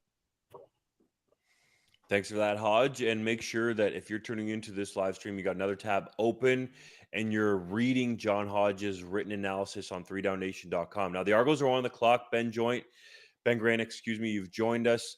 Let's get some analysis here. Where do you think the Argos could go, or their position of needs that you see and players that you think could fit? I love the receiver class that's available to them here. It's sort of an area of need that I had circled prior to the draft starting, because they do have, obviously we saw the big contract for Curly Gittens Jr., but the rest of the receiver room in terms of Canadians, you've got some guys, Tommy Neild, for example, Dejan Brissett, what's going to happen with him? We don't really know. There's not a lot of long-term certainty there. And so this is a pretty good receiver class. And there's a bunch of guys on the top of my board right now, like Clark Barnes, for example, who's sitting there. I like Daniel Perry a lot from Saskatchewan. Jeremy Murphy's another really interesting one from Concordia. And Jared Wayne, maybe. I know it's a little bit riskier because you don't know what's going to happen with him in Houston and if he's going to stay there for long or not, but he's super talented too. So I would think that receiver makes a lot of sense for the Toronto Argonauts right here. I could definitely see it, and they've shown that they can draft and develop those guys, and Curly Gittens Jr. is certainly of that ilk, but they missed on Dejan Brissett. That was a guy that they took very high, and I should say they've missed on him so far. So what do you see for his future here? And if they do go receiver, does that put his status with the Argos in doubt? You have to wonder, because he's had some moments. There have been a few clutch catches he's made, but we go back to the 2020 draft. He was the 2nd overall pick, and it wasn't just the Argos. I think a lot of people were on him. His film looked fantastic. Whether it's Richmond, was mostly from Richmond. He didn't get too much chance to get on the field at Virginia, but he didn't really live up to the expectation and the hype. And the Argos have actually drafted really well the last 3 years. But that first round, Theron Churchill, Dejan Brissett, two first round picks that haven't really quite lived up to expectation. You wonder if that first round had maybe gone a little differently, how that might look for the Argos. But yeah, I think if they take a receiver here, you have to wonder what their long term plans are. And I'm pulling for Brissett. I think he's a great guy. I think he's a really talented receiver. It just hasn't quite translated to the CFL game yet, and maybe it does this year. This is his chance to show what he can do. How about that? Ben Grant predicting the future. The Argos do go receiver, and it's Jared Wayne out of the University of Pittsburgh, who has signed an undrafted NFL free agent contract with the Houston Texans. So the Argos get a little gambly here and take Wayne with the 16th overall pick in the 2023 CFL Draft. Ben Grant, what is your instant analysis? He is the most talented receiver on the board. I had him a little bit later simply because of the risk factor that you mentioned. I think he may stick around a little bit. He's a super talented player. The one thing that may hold him from staying down south too long is his 40 time by receiver standards is a little bit slow for the NFL, but he's got such good size, and I could see him really being a special teams contributor down in Houston, and he will endear himself to the coaching staff down there too. So it is a gamble, but I think at pick 16, there's a real chance here, and it doesn't necessarily have to be this year. Normally, the Argos do have a number of receivers in place. All those guys we mentioned, they're under contract for this year with the Toronto Argonauts. So even if, let's say, he does stick around on a practice squad for a year, maybe even 2 years, there's a pretty good chance that at some point Jared Wayne ends up in Toronto playing for the Argonauts. And yeah, he's a hugely, hugely talented receiver, and you can play him. You can kind of play him almost anywhere too. I think that's a real draw for a Canadian receiver because he's got that size. He is a pretty elusive. He's got great hands. You could see him lining up inside in the slot. You can see him outside as well. So I think this is a pretty exciting pick for the Argos, but it is still a gamble. The Argos probably feel pretty good about making this futures pick, we'll call it, after Ryan Hunter came back to the team, an offensive lineman they took in the first round, and he was in the NFL for a number of years. So do you think that factored into this selection, Ben? I don't know because they've had a few picks that haven't come back. We're still, I don't think it's going to happen with everybody that they picked. I don't think Saint Just is going to come back. I'm not sure about Luigi Villain either, for example. But it does happen from time to time. And with the draft, as you guys know, it's sort of a gamble anyway. There's such a large percentage of CFL draft picks that don't stick around with the team, that don't play a lot of games after that first couple of rounds. And even in those first two rounds, like we just talked about Brissett and Theron Churchill, it doesn't always work out the way that you think it's going to. So there's a little bit of a gamble factor there. I don't know about the Ryan Hunter thing influencing them in a positive way, just because, like I said, it could easily go the way of Luigi Villain as well, although he was actually drafted. But it's possible. And I just think at this stage, you're picking at 16, you have a chance at a guy that really could be a difference maker. And being able to put Curly Gittens Jr. and Wayne out there together as two Canadians, it gives you all sorts of roster flexibility beyond just what you can do on the offense. It opens up possibilities on the defense as well. And like I said off the top too, like Toronto's one of the few teams that really didn't need this draft for this year. They're not really drafting for this year. They've got at least 7 Canadian starters in place already, 8 easily if you wanted to. And so this is more about next season. And I think Wayne's a pretty exciting pick for next season. There are still a handful of picks for the Argos to come, Ben. So before we let you go, where else do you think the Argos could fill in needs or grab players in terms of position groups in this draft? I thought John Hodges' mock draft had it down really nicely. Taking a long snapper, I think, is something that has to happen for the Argos probably in the next couple of rounds.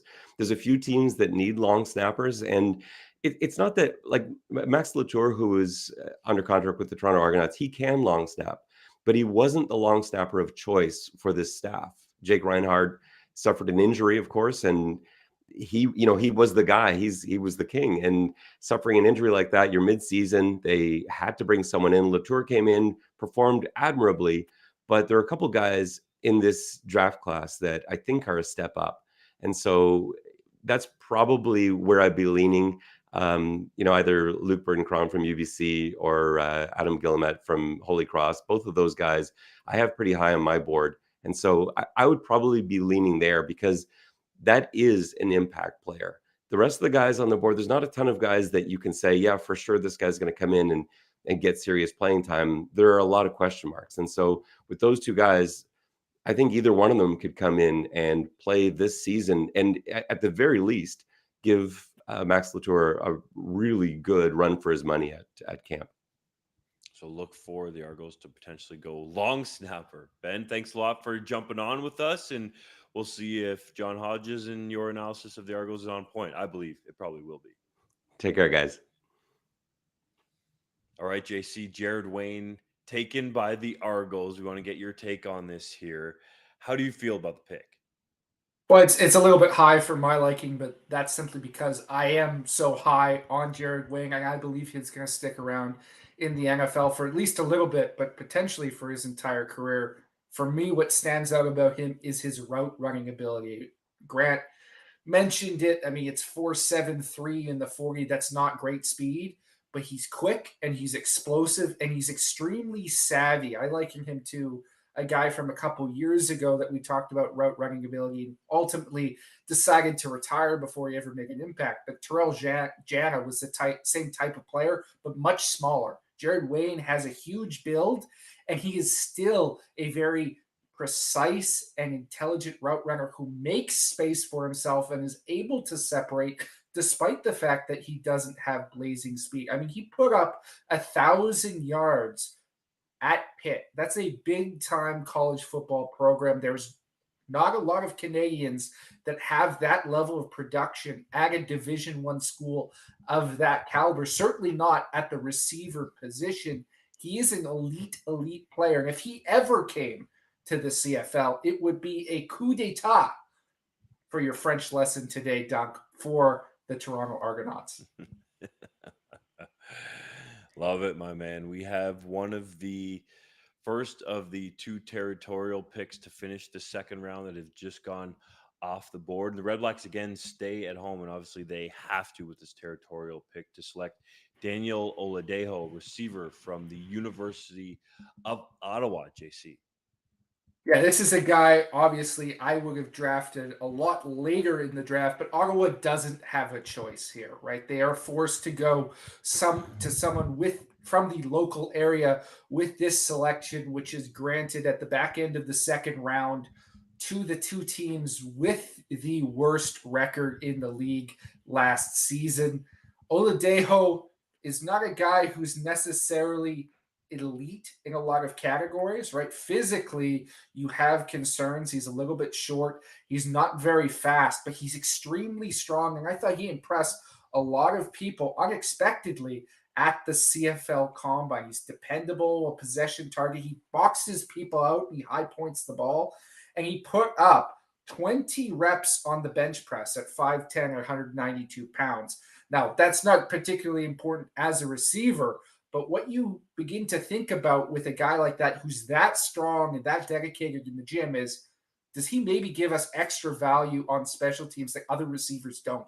Because he's so physical and he can contribute as a blocker, and he's not going to be pushed around by people going down the field like a lot of other receivers are. I think that is the upside for Daniel Oladejo. Is probably a fifth round, sixth round guy normally, but certainly in my mind, the best Ottawa-based player left on the board.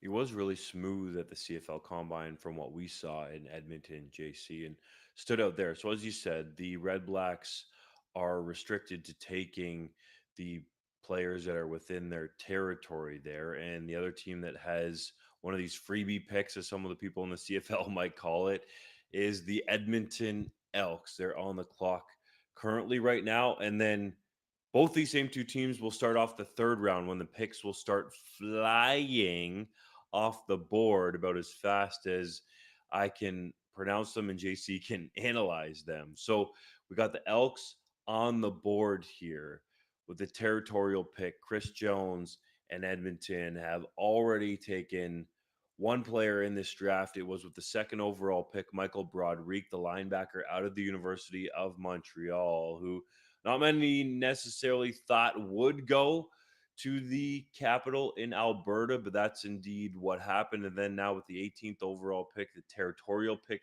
in this draft, the Edmonton Elks have selected University of Alberta defensive back Jacob Taylor.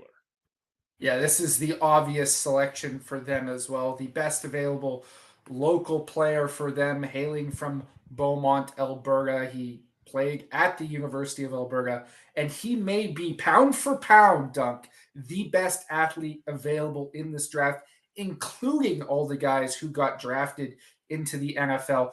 Absolutely insane testing numbers at 6'2", 216 pounds, and he plays defensive back as well. He was a halfback for the University of Alberta Golden Bears.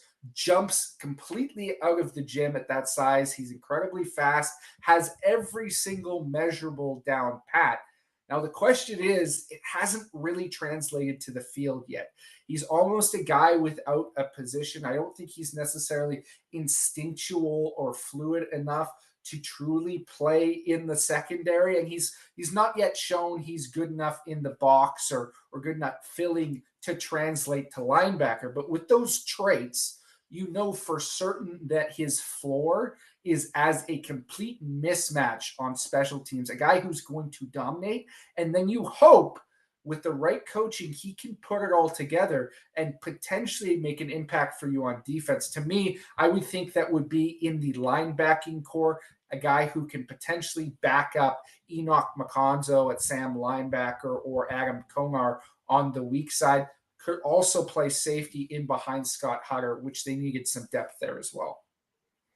Yes, indeed. And 2 rounds are done. So the picks are about to start flying fast and furious. Let's give a little reset here. I'm Justin Dunk with 3downnation.com, joined by my colleague on the best coast. Yes, the West Coast, I'll agree, is the best coast, even though I'm in the GTA right now. J.C. Abbott and our colleague John Hodge. You should have his running live written analysis open on another tab at 3downnation.com. He's going to analyze all the picks in written form. We've already had Ben Grant, our outstanding Argos contributor, along. John Hodge has jumped on after the Winnipeg Blue Bombers picks. But for the rest of the way, it's JC and I, because they're going to come so quickly. And we want to get JC's great homework, tidbits, goodies, analysis, all of it on the live stream as these picks come in fast and furious. So if you want to learn about these players as you're finding out the new ones coming to your team, keep it locked to our YouTube live stream, as I said, with multiple tabs open to take you the rest of the way. As the first pick in the 3rd round has come off the board, it's Aiden John, St. Mary's University defensive lineman, Mr. Abbott. I love this player's upside. Spend some time outside of football, right? In 2019, he goes to St. Mary's. He's an AUS All-Star as a defensive end, but then leaves school, got lured back by Steve Samara this past year. And you watch him at the CFL Combine. He's very raw. He plays too high, but the flashes of the elite get off and bend are there. He's a guy who's going to be a chase down player on special teams to start, but I would not be surprised if he ends up getting defensive line reps down the line. And for Ottawa, you've got a few defensive linemen and Kenny Onyeka and Deshaun Stevens and Nigel Romick there who can do both of those things, rush the passer and play special teams. Aiden John could be the next generation for you. And they're coming fast and furious, my man. With the second pick in the 3rd round, 20th overall, the Edmonton Elks select Western University offensive lineman Filip Grahovac, a guy that some people thought might go earlier in the draft, JC, so perhaps some value here for the Elks.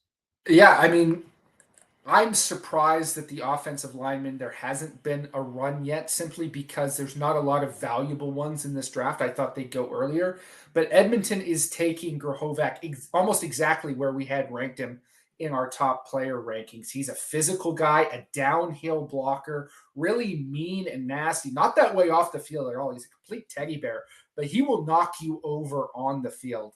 Concerns about his quickness a little bit when pass blocking, chases his hands at times, is a little bit off balance. But in the right system, and they've got Kevin Brown there in the backfield that they want to hand the ball off to a lot, he can be a contributor and push guys down the field, really create movement and displacement at that first level. Greg Marshall, the Western Mustangs head coach, well known for developing offensive linemen and having a strong ground game there at Western Ontario University. Traditionally, they're among the top, if not the top, program in terms of running the football, and they have had a lot of offensive linemen picked in the CFL draft. So Grahovic is another one in that long line going to Edmonton with Chris Jones, who likes his players to be physical. And I think Grahovic, as JC noted, is definitely that. So he could fit in as a developmental guy with the Elks along that offensive line after the Elks made what was a surprising trade with the Hamilton Tiger Cats this year, JC, that I know befuddled you. Yeah, it certainly did. They got rid of David Beard, who was an elite center, shipped him off to Hamilton. I mean, before that, they traded away Kyle Saxlick, who was a great depth piece as well, in a separate trade. So they lost two key pieces on that offensive line. They needed to replenish. They've got some depth pieces there that are all right, but I think Grahovac restocks the cupboards for them. The Saskatchewan Roughriders currently on the clock in the third round. Now, picks for the rest of the draft are just 3 minutes in time in terms of the amount of time that you have to make your pick. So the Riders pick is in. It is Matt Dean, linebacker, York University, checks in at about 6'2", 196 pounds as the first Lions player gets taken in the 2023 CFL Draft. York Lions, that is. Well, I will say he's actually 6'1" and 227 pounds now as of the CFL Combine, which is great size for a linebacker. He's going to be a really good special teams for you. He's got a player for you, great frame. I think he tracks really well through traffic and flows sideline to sideline. I don't think he's necessarily as twitchy as some of the other linebackers available. I'm surprised they went with him above a local kid in Josh White. But certainly with Micah Tights coming back from injury this year, they have to fill out some of that depth at linebacker, and they don't have a lot of great pieces. AJ Allen was a later round pick. Tommy Bringy is a little bit limited in his athleticism, and Justin Herdman Reed is maybe getting a little bit past his best before date. Matt Dean has some athletic upside and is a guy who can help you right away. The Calgary Stampeders have made their selection in the third round, 22nd overall. It's University of Alberta defensive lineman Quadjo Bowen, who has bounced around to a couple of different schools, but people feel like has a lot of upside in terms of his potential in the CFL. He really does, and that's because he's 278 pounds, and he spent a lot of time in college rushing off the edge. Now, if you're a guy who follows the NFL a lot, that may seem like nothing because that's what those guys do down south of the border. But in Canada, edges are 230 to 250 pounds. He's an interior guy at the CFL level, but he had the athleticism to rush off the edge. I think he's not great get off the ball, but has some elite lateral quickness, some great bend, and he's got good length. And I know he was a favorite of their director of scouting, Dwayne Cameron. So he takes him here early in round 3. And that puts the Edmonton Elks back on the clock here in the third round with the 23rd overall pick as they're starting to fly off the board. And the pick is in for Edmonton. Luke Cron Burton, defensive back from the University of British Columbia. JC, your alma mater, another Thunderbird, is taken in this draft. Yeah, this is a really intriguing pick in my mind. Edmonton drafted Peter Adjei from Queens last year quite high as a long snapper. He contributed right away for them as a rookie. Luke Burton Cron is a elite long snapper, so perhaps he tries to battle it out for with Adjei for that job next year. But if you look at his size and his athletic testing, he is better than just a long snapper. He is so athletic that you can play him elsewhere on defense, potentially at linebacker or defensive end, and he can contribute elsewhere on special teams at a very high level, even if he's not snapping. The Calgary Stampeders have quickly made their pick. Third round, 24th overall, taking University of Guelph receiver Clark Barnes, who is a very intriguing prospect. He really is, and one of the more athletic prospects in this draft. I think he's like a puppy dunk because he just eats up cushion on defensive backs, absolutely explodes off the line, has enough burst to separate, and has value as a kick returner. There's some questions with him about his durability, as really not completed a full season without injury at Guelph and struggled to see the field last year with a high ankle sprain. Teams also question his effort level at times. But when you're building that receiving core like Calgary is, he's just another piece that you can add on there and is going to be able to contribute for you in multiple ways.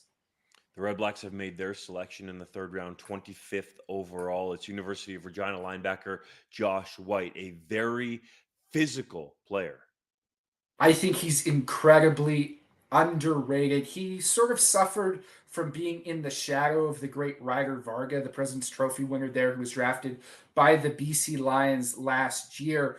But a guy who is natural, instinctual as a weak side linebacker, can rush off the edge a little bit. I think is really good in zone coverage. He's underrated in that regard and can be physical enough to play on special teams for you. I loved his explosiveness, that broad jump, 9 foot, 10 inches at the CFL Combine. I think that translates really well to the next level. And he's just another guy. They already got James Peters. They've got my linebacker 2 and 3 in Ottawa next year. That was a position of need for them because I have a sneaking suspicion, Dunk, that maybe not this year, but in the years to come, there could be a starting linebacker in Ottawa.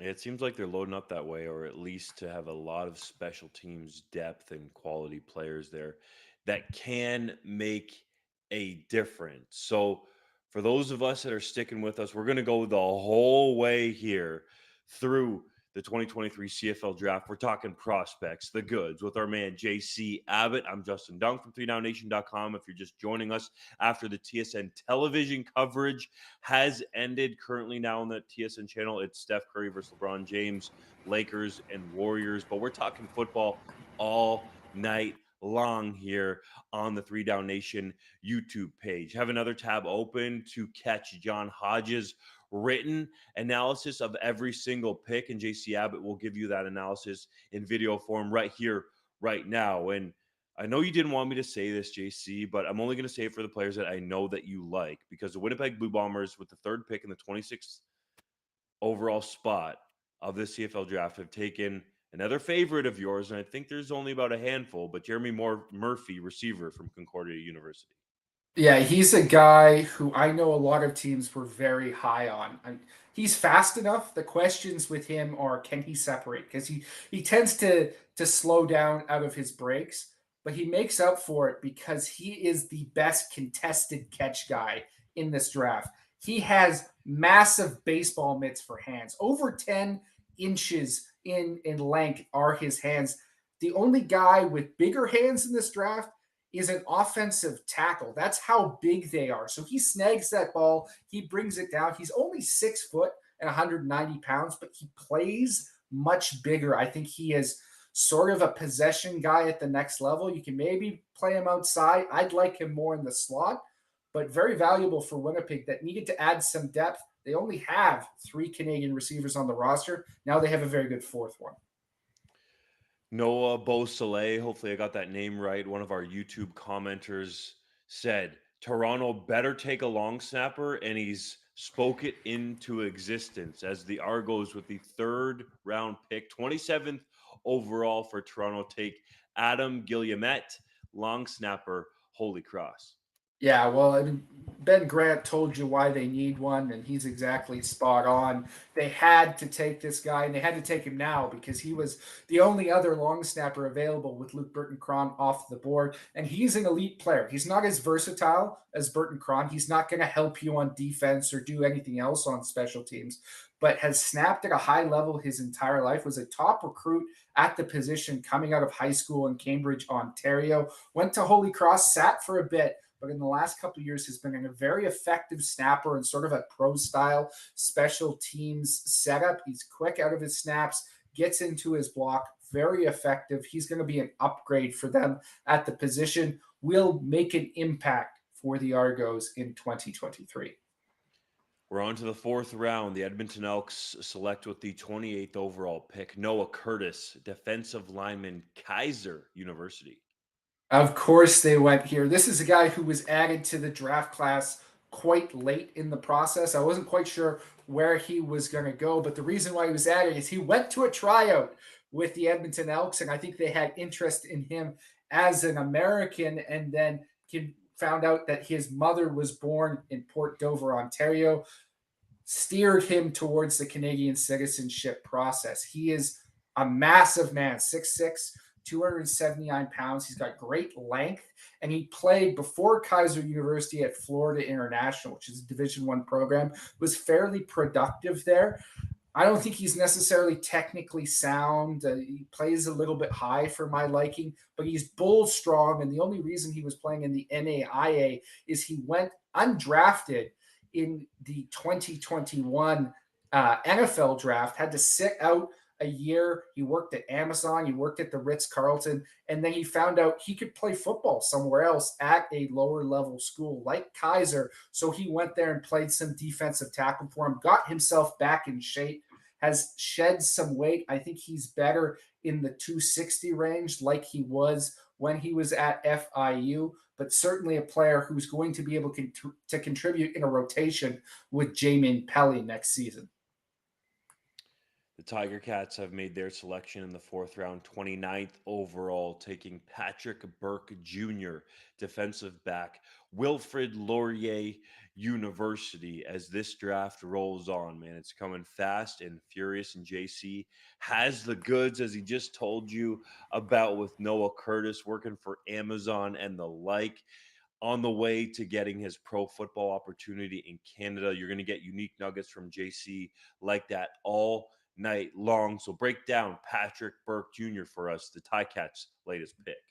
Well, for me, this is all about special teams value because I don't necessarily think that Burke is the most natural athlete in the secondary. He lacks some of the elite instincts that other guys have. He's not as fluid in transition, but what he is 200 pounds. He's nice and thick, and he's not afraid to get his nose dirty. I watched him down at the college gridiron showcase down in Texas against American competition in those competitive screen drills where they had receivers blocking and someone had to shoot in there. A lot of the DBs are tentative, right? They don't want to go into contact. Patrick Burke was in there like a house on fire. He was sticking his nose in to contact every time, absolutely fearless. Hamilton needed depth behind Tunde Adeleke and Stavros Katsantonis. They didn't need a starter, but they needed somebody who could contribute on special teams. Patrick Burke is going to be that guy for you. Adeleke, of course, the highest paid defensive back, American, Canadian, global, regardless of his status in the CFL. And he was found and came into the league through the CFL draft process, first selected by the Calgary Stampeders, now with the Tiger Cats. So you can find stars in the CFL draft, even in the later rounds, as the Rough Riders make their pick in the fourth round, 30th overall. Thomas Bertrand Hudon, the fullback out of Delaware State. Yeah, I think this is a fantastic pick for them. Bertrand Hudon maybe doesn't have the statistical production that you look at for an elite running back, but he was productive very early in his career for Delaware State, had 500 yards as a freshman, then struggled with some injuries, came back, was overtaken by a young running back and said, hey, how can I get on the field? Ended up taking a lot of snaps at fullback. he's going to be a guy who can do both at the CFL level, sort of like an Ante Milanovic-Litre does at times, where he plays fullbacks on certain snaps and can carry the ball for you. He's very quick. He's got good vision and change of direction, but he's also extremely physical and contribute on special teams. Kean LaFrance is no spring chicken anymore down there in Regina. This is potentially the next guy for them. It could potentially be, as the next selection is off the board in the fourth round, 31st overall. The Hamilton Tiger Cats select Reese Martin, defensive lineman from Mount Allison University. Yeah, this is a big time projection because of his size and length. 6'3", 278 pounds with over 33-inch arms. He rushed from a bunch of different alignments at Mount Allison, not the best level of competition as we've referenced before. Did a lot of stand-up rushing, which he certainly isn't going to do at level. So you're going to need to refine his technique. But with that length, he flashed really great use of hands. He has the ability to, you know, pop into another grab, to bend around the edge when he has to, is more athletic than most defensive tackles. And he's going to be able to provide even more depth for the Hamilton Tiger Cats at a position where we know they like to play Canadians. Indeed, you're right, my man. They do like to play Canadians along that defensive line. Teddy Laurent has been there for a long time, but I think he's only got so much gas left in the tank. He's given that organization so much over the years. And Reese Martin, along with some others, are some players that they feel like could potentially live up to what Teddy Laurent has been, which at one time was a ratio breaker in the CFL. Now is more of a rotational player, but he's universally loved by the players in that Tiger Cats locker room, more affectionately known as Big Teddy. So we're in the fourth round here. The Montreal Alouettes have just made their selection, 32nd overall. Theo Grant, offensive lineman, Queen's University.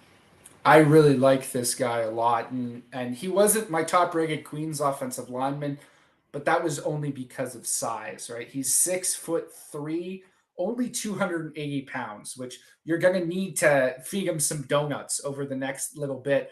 Perhaps send him back to school and get him to improve his size. But he started at both tackle spots for the Gales and potentially, I think, projects to center at the next level. Very quick, great athleticism, and just relentless running his feet, never ever stops. I like him a whole lot. The picks are coming fast, buddy. I'm glad that you're ready for this. With the 33rd overall pick in the fourth round of the 2023 CFL Draft, the Calgary Stampeders select Alexandra Marcoux, McGill University offensive lineman. Now, I'm not as high on Marcoux as some other people are. I thought he's just got a bit of a bad body for my taste. He looks a little bit lumpy. Not that I'm anyone to, in a position to critique anyone's physique. He's got the quickness. He's got the versatility. He started at, I think, 4 different positions along the offensive line for the Redbirds there at McGill. Technically, he needs to be refined. I think his hands get outside a lot of the time. He tends to almost tackle dudes at moments, but it's certainly a position of a need for the Stampeders. They've been trying to add depth linemen. They've got Jonathan Zamora as their backup center right now. Alexander Marcoux can potentially compete for that role next season. The BC Lions are currently on the clock in the fourth round as we approach the midway point of this 2023 CFL Draft. For those just tuning in, I'm Justin Dunk from 3downnation.com, joined by my colleague J.C. Abbott on the video side. John Hodge is breaking down all the picks in written form on 3downnation.com, so you should have multiple tabs open, audio on for us, reading eyes out for Mr. John Hodge. We're going all the way here. Every single pick will be analyzed on this live stream and on John Hodge's breakdown as well. JC, your BC Lions are on the clock, and I say your because that's the team that you focus on for 3 Down Nation when it comes to the regular season, but you've become such a great CFL draft analyst. diving into all these nuggets and the backstories of these players. And that's what you're going to provide all the people who tune in to this live stream, whether it's live or after the fact, to learn about these players who are learning where they're going to get a shot at their pro careers in Canada in the 3 down league. And of course, people need to be reminded that there are stars to be had in these later rounds. Maybe not the big names that were much talked about leading into the CFL draft, but every year there are players that can be found in the later rounds of the CFL draft that can go on to be stars. Kian Schaefer-Baker is one of them, currently playing for the Rough Riders. Kwaku Boateng is another one. He was picked in the 5th round after being ranked in the CFL's Scouting Bureau, the top 20 ranking. So it shows you that teams often like to throw out smoke screens, what makes it so hard for guys like John Hodge to do CFL mock drafts. I'm lucky I don't have to do one anymore, and we leave all of that pressure on John Hodge. JC, I'm sure you would agree. Oh yeah, I cannot handle myself doing a live blog. That by the end of the day, I need resuscitation by a paramedic. And JC, I know you're going to know this guy well. He's got an intriguing connection to the CFL already and a backstory. In the 4th round, 34th overall, the BC Lions have selected another defensive lineman. This time it's Marcus John Loescher from St. Mary's University, defensive line. Yeah, he is more of a linebacker, in my opinion, though he did a lot of rushing off the edge at St. Mary's as a blitzer. He is the son of a former BC Lions draft pick and longtime CFLer, Naughton McKay Loescher, who did play on the defensive line.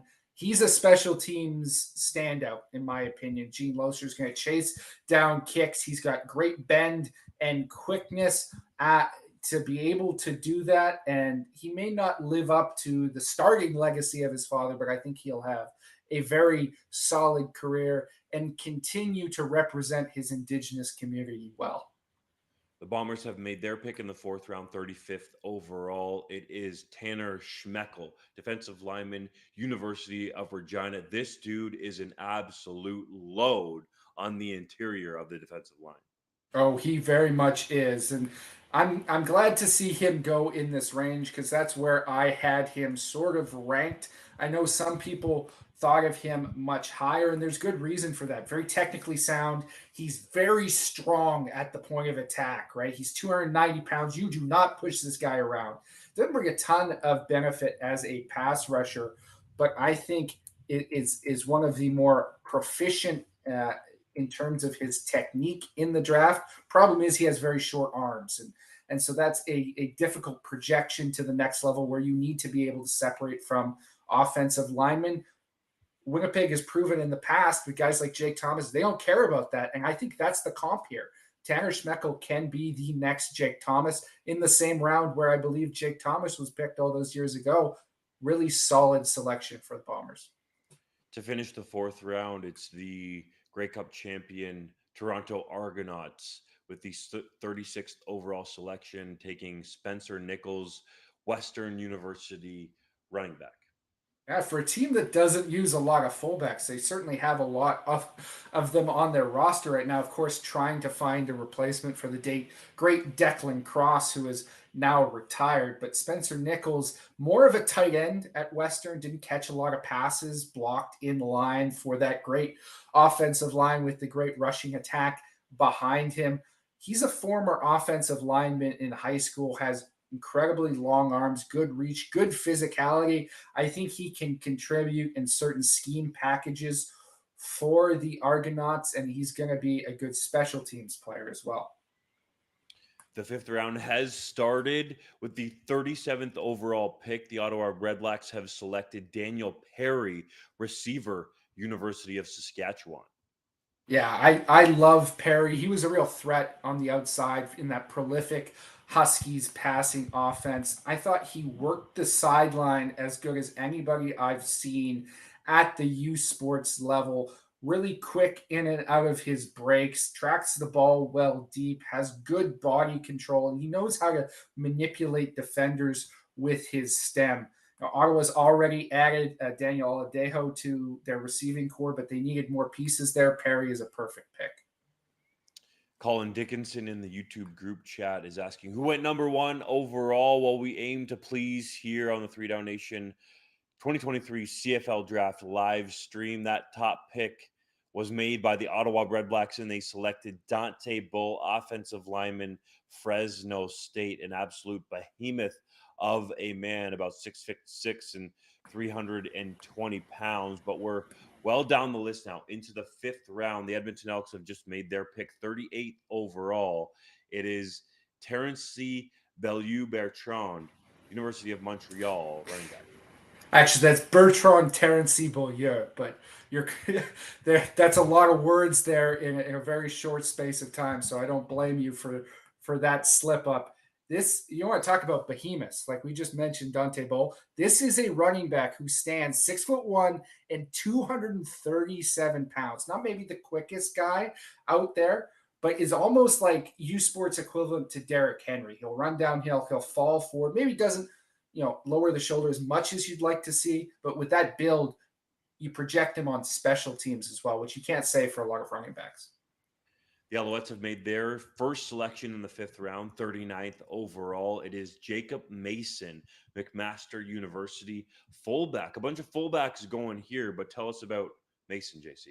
Well, I'm not sure my note that I have for him in his draft profile is family friendly, so I'll lessen the language. He plays like a jerk, basically, and I love it. He gets in there, he gets his nose dirty, and he is just relentless once he has his hands on you. He does not quit. He finishes every single block, even after the whistle has gone. Sometimes his technique, his hands can get outside. He's going to have to watch the holding calls, but he's going to be a great special teams player at the next level. And they add him to a linebacking group that needed some upgrading with James Tuck and Alexander Gagne there, getting a little bit older in age. Now they've got David Dallaire, who they drafted earlier in this draft, and Jacob Mason, 2 very different players, but both of whom can contribute early on special teams. The Tiger Cats have made their selection in the 5th round, 40th overall pick, choosing Robert Panabaker, defensive back, Western University. Yeah, I was a little lower on Panabaker than a lot of other people. I just thought he was a little bit uncoordinated at times when he was playing at Western. Maybe not a little bit too loose for my liking. Doesn't have the long speed or the explosiveness, but he's certainly quick and he's great in zone coverage. And what you like about him is the fact that he was a big moment player, right? If you look at the player of the game or the top producers in a lot of those big Western victories, Robert Panabaker was the guy who was showing up with a lot of tackles and making the big plays when they had to be made. He projects as a safety in my mind at the next level, somebody who's going to play a lot of special teams. And again, that's a position of need for Hamilton. Panabaker is a dude that has stepped up time and time again for the Western Mustangs in clutch games. A savvy player, defensive coordinator Paul Gleason there really relies on those smart guys, especially in the back end, to play his defense very well. And Panabaker was certainly one of those athletes. Flies around. I think he's a little more physical than people give him credit for. The Montreal Alouettes have made their second selection in the 5th round, this time 41st overall, taking Shelder Furvius, receiver, St. Mary's University. Yeah, this is a guy not a lot of people are going to be familiar with because he didn't play last season, and as a result, he did not receive a combine invite. But he was an East-West Bowl guy, very talented receiver at St. Mary's, who's got some great athletic traits. Born in Boston, raised up here in Toronto, big and physical at 199 pounds. Maybe not a great route runner or down the field guy, but shows some flashes with the ball in his hands and has the explosiveness that you like to see. Jumped 10 feet 5 inches at the East-West Bowl Combine. That's explosive traits. You hope he's kept his body up over the last year out of football, and he can take it to the next level with the Alouettes. Definitely has that ability with the Calgary Stampeders, 5th-round pick, 42nd overall. The Stamps select Ryan Leader, McMaster University defensive lineman. I thought it was egregious that this guy did not get an invitation to the National Combine in Edmonton. He's stuck just at the invitational level. Really technically sound defensive end, not super flashy, not a great pass rusher by any stretch of the imagination, but violent with his hands. Really stacks and shed blocks as good as anybody in this class, and is athletic enough at 245 ish pounds to run down on special teams and be a size match there for you as well. I think his technical proficiency translates very well to the next level. The picks are rolling. For the people who are just joining the live stream, you get 3 minutes per pick after the third round and on down until the end of the draft. And teams are probably even making them faster than that because it's relatively easy for them just to go by the board and look at their rankings and have a quick discussion. Potentially, if there are a couple players that are close on their draft board and make the pick. So they're coming very quickly. JC is on the ball. It's like the second I say the player's name, he's going through this Rolodex in his brain and pulling out the best nuggets and what you need to know about these players. Just for all of you tuning in on the live stream. So you should have a couple tabs open. Of course, have us with the sound on. We're going all the way through this 2023 CFL Draft class to give you the goods in video form. And John Hodge, our colleague over at 3downnation.com as well, is giving written analysis of every single pick. I believe there's going to be 72 selections made tonight, finishing with the Argos if they don't trade that pick. And the latest one of those selections is in the 5th round, 43rd overall. The BC Lions select Charlie Ringland, defensive back, University of Saskatchewan. Oh, I absolutely love this selection. Unfortunately for this player, he should have gone a lot higher, but the Lions are going to have to wait a year on him because he tore his ACL at the CFL Combine, a combine he was ripping up until that point. He has a 40-inch vertical. I thought he could have jumped 45 if they gave him another shot. He is such an easy athlete. His tape, I think he has the best range of any defensive back prospect. He was playing halfback a lot of the time for the University of Saskatchewan Huskies. You'd see a play being made on the opposite side of the field, and he would make it over there. It looked like all his teammates were running in slow motion, but he is that fast and that athletically gifted.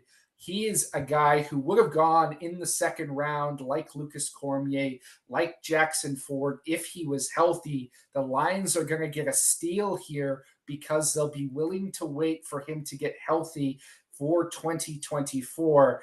And I've talked about them needing to add depth at that safety position down the line to potentially eventually switch the ratio. Charlie Ringland can be that guy. Charlie Ringland, along with Dayton Black, make it in this draft to our former Winnipeg High School quarterbacks to change positions in university and be selected in the CFL Draft. A little different, though. Dayton Black gets selected as an offensive lineman, Ringland as a defensive back. He had not played defensive back until getting to the University of Saskatchewan, but they saw his athleticism. Scott Flory, the head coach, Warren Musica, the defensive coordinator there, wanted to put him on the defensive side of the ball because they believed that he could start there from day one. And that's what he did. And that's very rare, especially in the Canada West Conference. And they had a quarterback there in Kyle Siemens and another guy who came to prominence in Mason Nias at the quarterback position. So even though Ringland was an athletic dual threat type of quarterback, they wanted to get him on the field right away. And Ringland is rewarded for that transition, moving onto the pro level to get an opportunity with the BC Lions. And I think he will recover from that ACL injury and make an impact at the CFL level. He's got that kind of character, played with a torn labrum last season for the University of Saskatchewan to make their second consecutive run to a Vanier Cup. Ultimately did not win again, but that program is strong in part to players with the character like Charlie Ringland.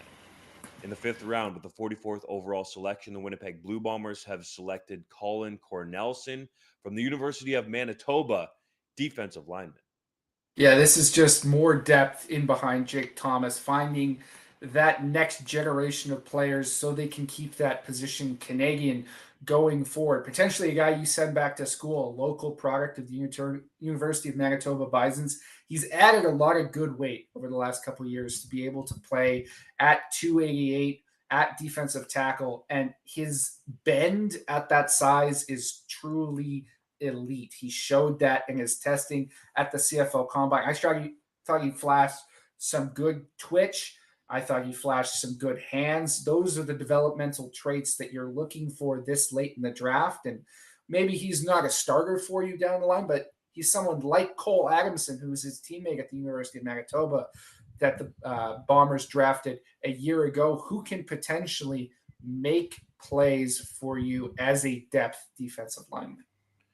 John Hodge, our colleague from Winnipeg at 3downnation.com, was on with us earlier in the live stream and felt like the Blue Bombers could add some depth and developmental pieces along the defensive line, especially with Jake Fatboy Thomas getting up there in age, and he's been in the CFL over 10 years now. So this makes some sense to add a national body on the interior of the defensive line for Winnipeg as this roster gets a little bit older and they got to look to some new players to take over those roles, I would say, in the near future. I think Thomas still can play at a relatively high level, but you got to be ready with that next guy up mentality in pro sports. And we're getting to the end of the 5th round here. The Toronto Argonauts, the defending Grey Cup champions, I guess we should call them now because it is 2023, are on the clock to finish out the round, and they just made their pick. Edouard Paradis, offensive lineman from Houston Baptist. Yeah, well, we know how much the Argos love to add size on their offensive line, and Edward Parody is a big man with a NCAA pedigree, right? He's 6'4", 320 pounds. Now, my issue with him is he was not a full-time starter at the NCAA level. And to me, that's a bit of a red flag, right? You want guys who have been able to play in college. But again, he was at a higher level of competition. And you see that he's got a very strong anchor. He can maul people coming downhill as a run blocker because of his size. Maybe not the quickest feet, but if you stick him inside, again, besides some of the very talented offensive linemen they have there in Toronto, you can compensate for a little bit of that. And very few players are going to have his level of strength. The Ottawa Redblacks have just started off the 6th round with the 46th overall pick. So we're well past the halfway point at this point in the 2023 CFL draft. And the Redblacks kicked it off for those who don't know. And there were some people asking in the chat. So I'll confirm that with the first pick in this draft, the Redblacks selected offensive lineman Dante Bull out of Fresno State. Their latest pick to start the 6th round, 46th overall, is Quentin Segan, defensive lineman, Charleston Southern. Yes, it is Segan, according to him. So don't bug our head off. I know it's a French name. He does not pronounce it that way. So I'm going to pronounce it the way that he does, uh, anglicized as Segan. I'm shocked that he fell to round 6. This is a guy who was very productive throughout his NCAA career. Maybe not a dominant player by any stretch of the imagination, but a solid rotational player, both at the University of North Dakota and then transferring last season to finish his career at Charleston Southern. He's got great lateral quickness. I thought really sound positioning. He can slice across zone blocks and hold his own well against those.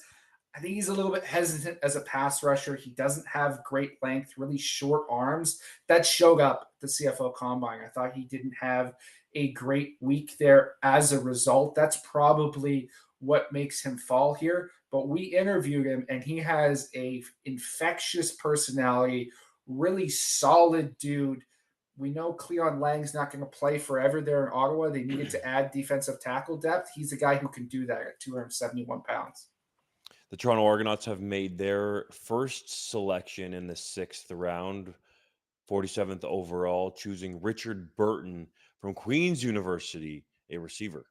Yeah, I know a lot of people really liked Richard Burton, a lot of scouts. He's not the fastest guy of this receiving group. He doesn't have the best measurables, but he's well rounded and he's intelligent. He finds space in a defense and has really strong hands. And he's a guy who's high character, high effort, and you love his contributions as a blocker on offense. That projects well to what he will have to do both in a CFL offense and on special teams early in his career.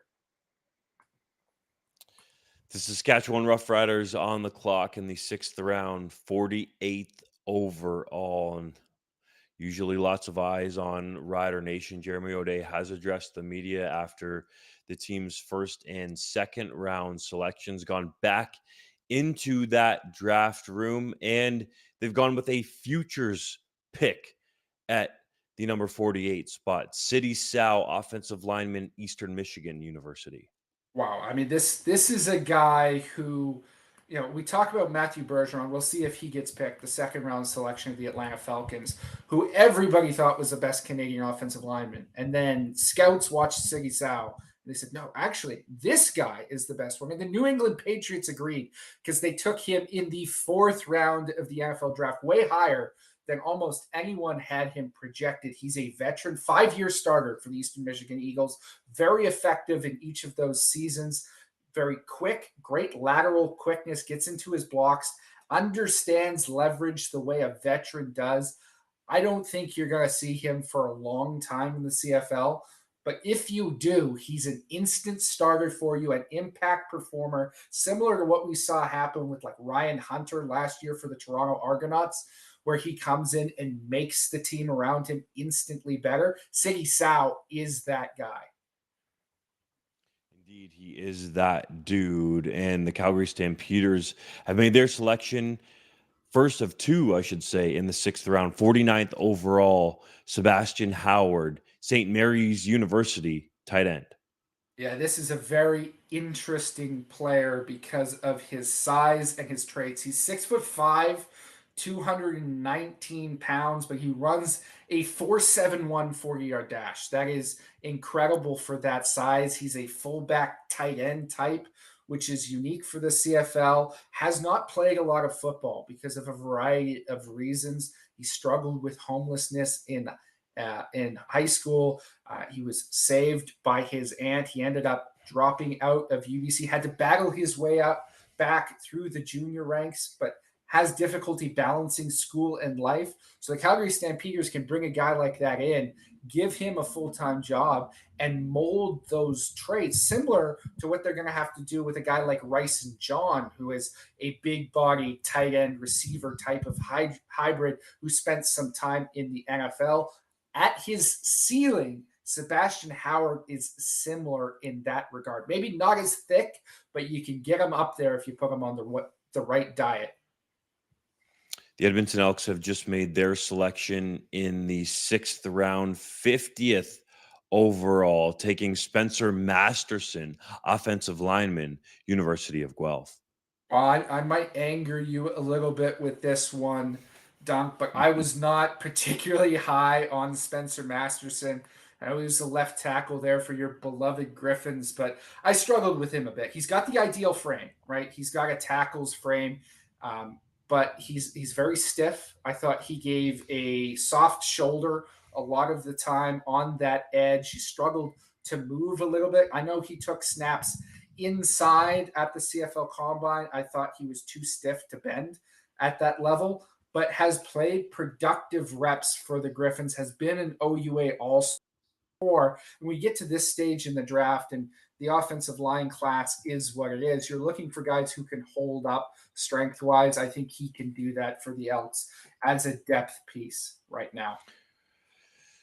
You got to be real, JC. It doesn't matter what school you came from, UBC like you or University of Guelph like me. We tell it like it is on 3downnation.com. Take it or leave it. But I know that your analysis of Spencer Masterson, just like the rest of the prospects on here, is going to be balanced and fair and point out the positive traits and also where these players need to develop to make a CFL roster. In the 6th round, with the 51st overall pick, the Calgary Stampeders select Campbell Fair, University of Ottawa kicker. The first kicker goes off the board in the 2023 CFL Draft.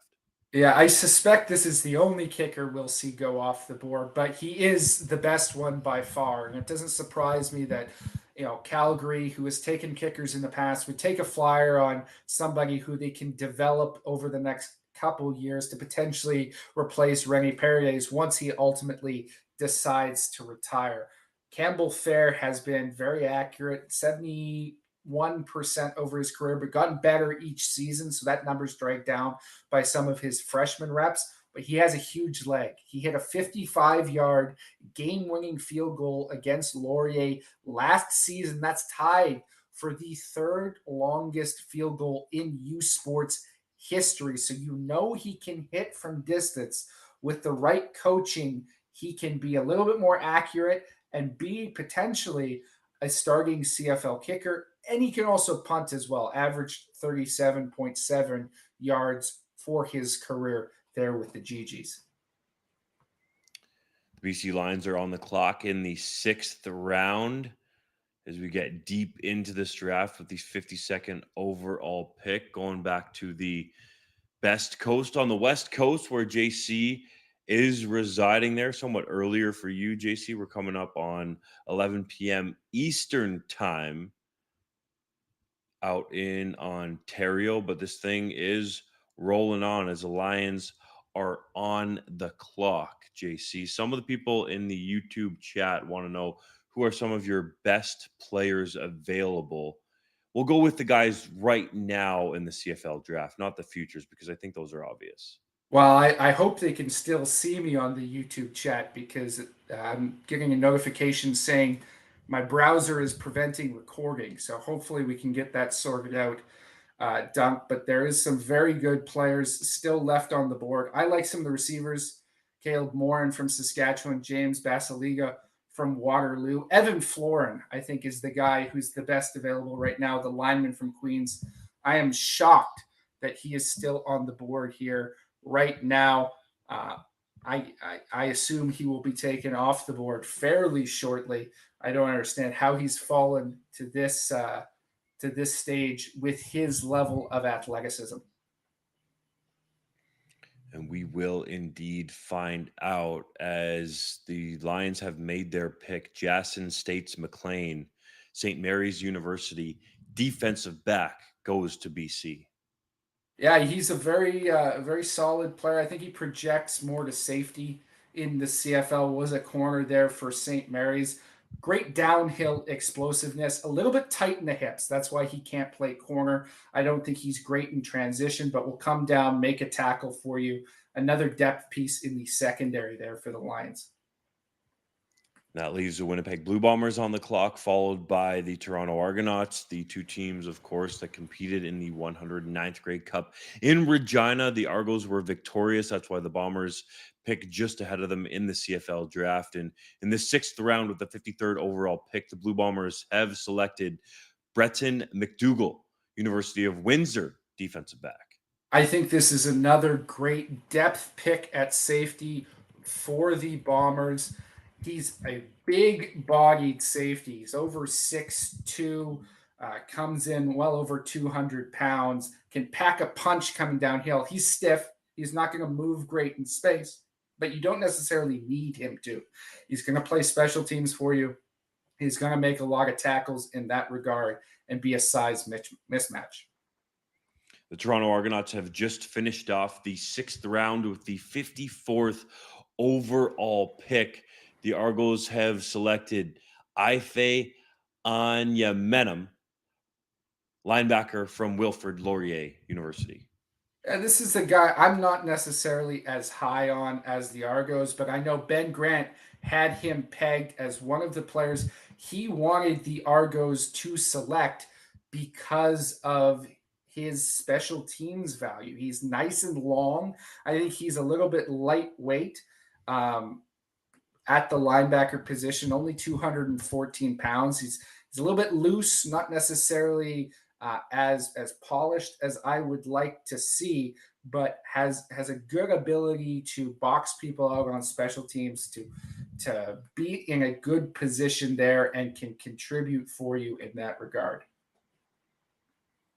Yes, indeed. 6 rounds are through the books. Here we got 2 left in the 2023 CFL Draft, round 7 and round 8. There will be 72 players chosen when it is all said and done. The Ottawa Red Blacks are on the clock and have just made their pick in the 7th round, 55th overall. They have chosen Alexander Fedchun, St. Francis Xavier University defensive lineman. Yeah, that this is a great special teams pick. We talked about guys like Nigel Romick, and I think that's maybe the projection here for Alexander Fedchun, a defensive end in the AUS. Didn't necessarily need to have great technique as a pass rusher to dominate at that level, but he's twitchy, he's fast enough, he can chase down on the teams with his great motor. I thought he did show the ability to get his hands up quickly and react in that regard. I'm not sure I trust him at defensive end, but he's going to be a good special teams player for the Red Blacks. Then now Edmonton is on the clock in the 7th round as they make their pick. It's Bruno Legace, University of Montreal defensive lineman. Yeah, this is another defensive back that I wasn't necessarily as high on as some others, but once you get into the middle of your defensive back rankings, admittedly, it's not my favorite position in the world. It's all sort of your cup of tea. What you've got in Bruno Legas is somebody, or Legace, I should say, is somebody who is a little bit short. He's only about 5'10", but he's 207 pounds. So he's sort of short and stocky with great short area quickness. Now, he's not going to give you any sort of thing, anything in terms of range. He runs a 4.87, which is not a good 40 time, but he's thick, he's physical, he can work in the short areas. I wonder, you convert him to linebacker full time, maybe put him in behind a guy like Enoch Makonzo as a backup. He can certainly contribute as a special teams player at that size as well. Intriguing prospect as always when Chris Jones is on the board. And the Saskatchewan Roughriders are up next in the 7th round, 57th overall, awaiting the pick from Jeremy O'Day, his player personnel team, and of course, head coach Craig Dickinson in that draft room in Regina as well. Our Brendan McGuire is there at Mosaic Stadium, has talked to Jeremy O'Day, as has the rest of the media there in Saskatchewan, about the first couple of picks. And he'll have a piece up on 3Down Nation in the near future here discussing the Riders' picks and taking you more in depth about these selections. As the Riders' pick has come in, it is Evan Florin, Queen's University offensive lineman. Yeah, this is by far my best available player and at a position of need for the Saskatchewan Roughriders. Now, I don't quite know what caused Evan Florin to fall. Certainly, as a football player, I thought he deserved to be up near the top of this offensive line group. He's extremely quick, great lateral quickness, excellent feet as a zone blocker. I think he gets to the right position and he rolls his hips through contact. Now, he isn't a violent finisher yet, and I think there's maybe some problems in pass protection at times, gets high and a little bit sloppy, but that's the case with a lot of these offensive linemen. So I'd be curious to find out what caused Florin to fall to this stage, but it is an excellent pick for the Riders here late in the draft to be able to add somebody who can help you on the offensive line right now in a weak class at a position of need. The Red Blacks are back on the clock. They, of course, started this draft off with the first overall pick, taking offensive lineman Dante Bull, who was in the nation's capital and welcomed with a warm reception at the Red Blacks draft party.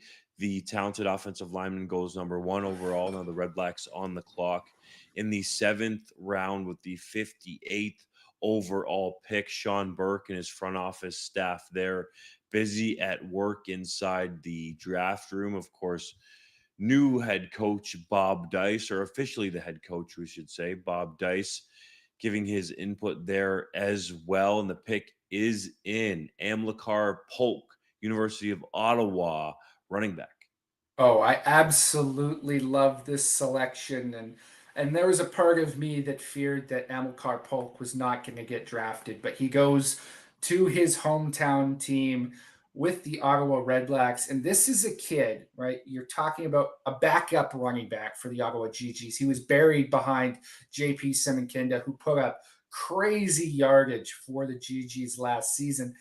Polk is very fast. He's one of the fastest running backs available at 4.68. You're not drafting him to play running back. You're drafting him to play special teams, which is unusual because he's 5'9" and 198 pounds, right? Normally that's disqualifying size, but he's a gym rat and he has 22 career special teams tackles for the GGs. He loves that role. It's what motivates him. It is what he is best at, and he can contribute that at the CFL level despite his size. Another running back has gone in the 7th round, 59th overall. The Montreal Alouettes take a futures pick, Chase Brown, running back, University of Illinois, of course, was selected in the NFL draft. And the Alouettes go with another player who has signed an NFL contract and has interest and will likely be in the NFL for a while, JC. Yeah, 5th round pick of the Cincinnati Bengals. They've invested in him. He won't be here for a while, but I don't hate taking a futures pick, even a draft pick, a guy who's a draft pick at the running back position because it's so unpredictable. We know their longevity is short-lived in the National Football League. So Chase Brown could be a very effective player, but he could also get stuck deep in that running back rotation, play 2-3 years, get bounced, and then he's got a landing spot here with the Montreal Alouettes. Now, I don't think that'll happen. I think Chase Brown is good enough to play for a long time in the National Football League, but it's certainly not the craziest risk to select him here late in the CFL draft. The Saskatchewan Roughriders have made their pick in the 7th round with the 60th overall selection, taking Nick Thomas, linebacker, University of Manitoba. Nick Thomas was a 2021 first team All-Canadian at the linebacker position for good reason. You saw his range and his explosive downhill burst. Now, he's only 5'9" and 218 pounds. That's not great size, unfortunately. And he missed most of last season with a foot injury. So that is a concern. I think he added some bad weight to his frame over that span. He looked a little bit pudgy at the CFL Combine, which he was unable to participate in due to his injury. But if he can shape himself up and get back to what he was as a player, this is a guy who can contribute to you on special teams and has an elite bloodline. His dad was a CFL West Division All-Star at defensive back, Eddie Lee Thomas, a name that will be familiar to some fans. He has that same sort of athleticism.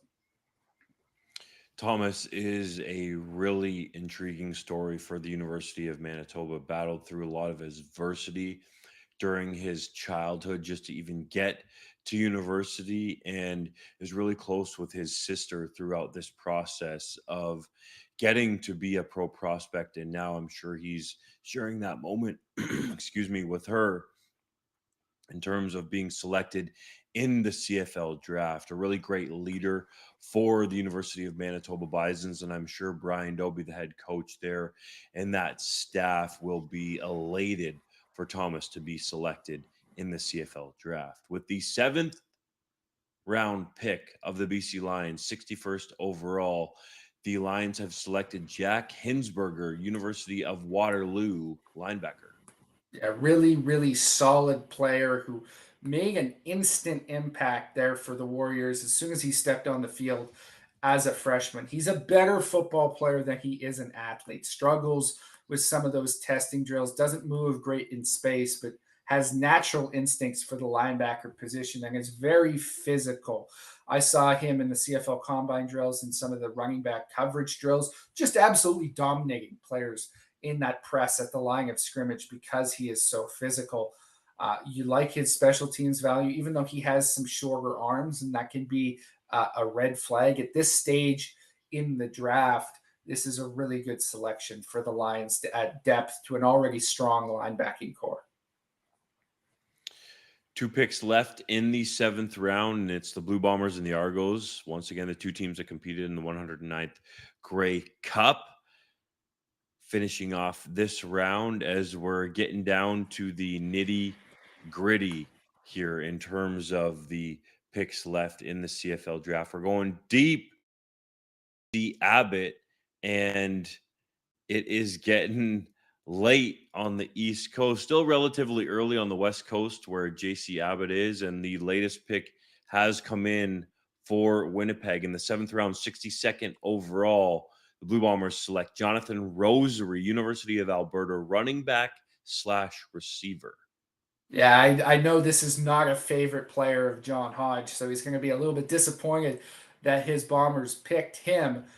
But he is a guy who can contribute in a variety of ways for you. He's a running back at first at the University of Alberta, converted to receiver. He's 5'8", 199 pounds. I prefer him at running back, honestly, but he has some quickness to get out of his breaks, really thick lower body. I don't think there's anything that will make him an elite player at either position at the CFL level, but certainly the size and the versatility is worth a look.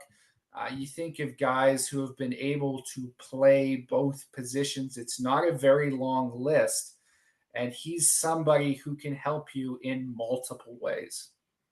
The Argos have finished off the 7th round with the 63rd overall pick, taking Brendan Murphy, Western University defensive back. I love this kid. Now, there's some questions about his athletic ability that he didn't get to disprove because he's currently suffering from a torn ACL. He won't be ready to go until September, so I assume he'll be back in school next season. But he's been productive right from the jump, right? He started his college career at your University of Guelph, was great in 2 seasons there, then transferred to Western, didn't miss a beat, has played some safety, has played some linebacker. He's got the thickness for that position. What I love is he is a punishing tackler. And when he came in as a blitzer, the quarterback felt it. And you love that ability on special teams. He doesn't have to be great in space. I don't care about that. He's going to be a special teams tackler for me. You go in a straight line and you punish the returner. That's what Brendan Murphy can do for you. 7 rounds are in the books. We are beginning the 8th round with the 64th overall pick. The Hamilton Tiger Cats are on the clock as we finish off this draft with 9 more picks to go. The Argos will finish it off. The defending Grey Cup champions and their rivals on the QEW will start the 8th round here. JC, who are some of the guys that you feel like deserve to be drafted here in the 8th round? Well, there's a few guys that I really like. Talu Ahmed, the cornerback from the University of Toronto. I think he is a poor man's Sermon Harrison Bagayogo, but I'd like to see him selected. I think he's got some fluidity and potential. I like a couple of the receivers, Caleb Morin, James Basiliga. I think they have value here. Those are the players I'd be looking at. And there might be a few depth defensive linemen available as well. And one of those guys goes. Josh Heyer is selected by the Tiger Cats 64th overall, University of Calgary defensive lineman. Yeah, 4-year contributor for the Dinos. He played at the end. Quite frankly, I think he projects better inside. He'll have to add some weight, but he's about 6'3", 258 pounds. If you get up to 270, that's a good D tackle. He's bull strong. He's really hard to knock off the point of attack. I don't necessarily think that he's technical with his hands all the time, but he's got a violent punch. And I think that is a great thing to have along that defensive line. Another piece that you can take a look at and see if he can maybe contribute for you inside once Ted Laurent moves on. The Edmonton Elks have made their pick in the 8th round, 65th overall. Derek Best, Western University running back. Well, I got some flack. I put this guy at 8 on my fullback rankings for this draft, and people were telling me he was not going to get selected. Quite frankly, I didn't think he was going to get selected, but here he goes in round 8. I'm going to get some phone calls after the fact here for proving myself right with this one. He plays running back and fullback for the Langley Rams in the Canadian Junior Football League. He's been very effective for them. Not the fastest ball carrier, but he can be physical. He can grind it out. But he started his career at Western, had 8 special teams tackles as a freshman for the Mustangs. You love that ability. You hope he still has it at the next level. The Saskatchewan Roughriders are on the clock with their final selection in the 2023 CFL Draft in the 8th round, 66th overall. The newest rider about to be unveiled here as they've made some picks throughout this draft, keeping it hometown, going away from that province of Saskatchewan, and handful of players here that will be intriguing for the Rough Riders and general manager Jeremy O'Day. And for the people that don't know, after the draft is over, there are going to be 2 non-counters, as they're called, by each team that can be snapped up that could go to training camp with these CFL teams as well. So that kind of extends the draft, if you will, to 10 rounds, 8 rounds officially, and then 2 non-counters for each team. So some of the players that JC is talking about here in terms of who he thinks deserve to get picked in the 8th round, if they don't get picked, will likely, or at least have a chance to be picked as non-counters and go to CFL training camps. Yes, they will. And sometimes those undrafted free agents, you wouldn't think it in a draft like the CFL Draft, they can come in and be contributors. I think of what was his name? The receiver for Saskatchewan. I'm blanking on it right now. Came out of Queens. Ralph? Was that it? Or no, it was Rob Bagg. Rob Bagg came out of University of Queens, was an undrafted free agent. Of course, we all know how effective he was in the CFL. The Riders have made their pick, and it's a futures selection. In the 8th round, 66th overall, the Rough Riders have selected Tavius Robinson, University of Guelph / University of Mississippi / Ole Miss defensive lineman, who is a draft pick in the NFL of the Baltimore Ravens. Yeah, 4th round pick. People love his length. 6'6", 257 pounds, has really heavy hands. Now, my questions about him, I don't think he's necessarily an elite pass rusher. He didn't do the change of direction tests, and I suspect it's because his bend is not very good, because that's what I saw on film. But people love his size, and he's going to be a productive NFL player for at least a couple years. Saskatchewan, however, has added some value in this draft and can afford to wait for a premium prospect. If he ever does come north of the border, I think Tavius Robinson's best football is ahead of him. And that's not because he played at the University of Guelph or grew up in Guelph or is a Guelph native. I staunchly believe that the best of Tavius Robinson is to come. And the Baltimore Ravens know a thing or two about selecting defensive players and developing those prospects, especially. So I think it could be a long shot if he ever even comes up to the CFL, but a worthy one for the Riders. With the 8th round pick, 67th overall by the Hamilton Tiger Cats, they select Caleb Morin, University of Saskatchewan receiver. This is one of those picks that makes me smile, because I would pound the table for Caleb Morin in my draft run. He's not the fastest guy out there, runs a 4.78. It's rather pedestrian, but he's so good out of his breaks. He's silky smooth. I think he's really polished as a route runner in that regard, was productive in the slot there for the Saskatchewan Huskies last season, but struggled to see the field as a walk-on, had some injuries, really had no statistical production until this last year. The best is yet to come from him. He's a value add here for a team that's been trying to stock up on some Canadian receivers. I think Caleb Morin will be better than where he's selected. The Montreal Alouettes have made their final selection of the 2023 CFL Draft in the 8th round, 68th overall, Maxime Lavallee, Laval University defensive back. Yeah, this is a guy, I had ranked him 16th in my defensive back rankings with a caveat. And that caveat was, if he was bigger, he'd be much higher, because I think this is an exceptional, twitchy, high motor player. And even though he's 5'8" and 190 pounds, he plays with a complete disregard for his own personal safety. Really flies in there for the Rouge et Or and makes tackles. Big time performer, RSEQ Rookie of the Year, RSEQ All Star, 4-year starter. You're getting real value here with a guy who maybe doesn't check the measurables box, but is a damn good football player. The Calgary Stampeders have made their final selection of the 2023 CFL Draft in the 8th round, 69th overall, taking Lucas Robertson, University of British Columbia receiver.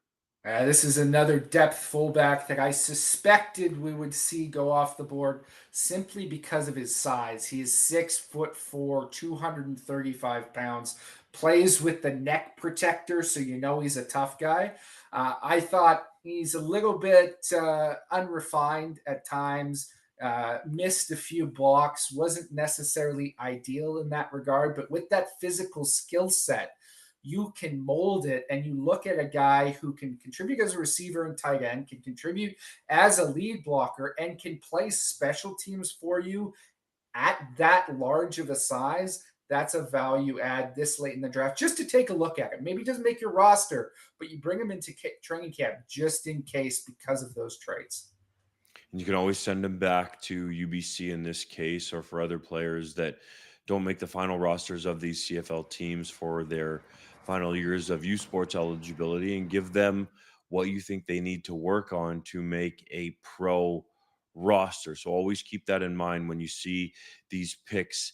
If they don't make the team breaking training camp, that is also a possibility. Their career is not quite done. They could have another shot next year around the same time at CFL training camps. We got 3 teams left to go: BC, Winnipeg, Toronto, to finish off the 2023 CFL Draft. That's gone by even quicker than recent drafts that we've done in terms of the live streams, JC. Sometimes we're pushing the 4-hour mark, but with these picks today, I think will be definitely less than that. It's almost like the Major League Baseball pitch clock that's been installed now. I think teams are sticking to the time limits or beating them for these picks in the later rounds, which is 3 minutes. With the 70th overall pick in the 8th round, the BC Lions have selected Troy Kowal, Minot State offensive lineman.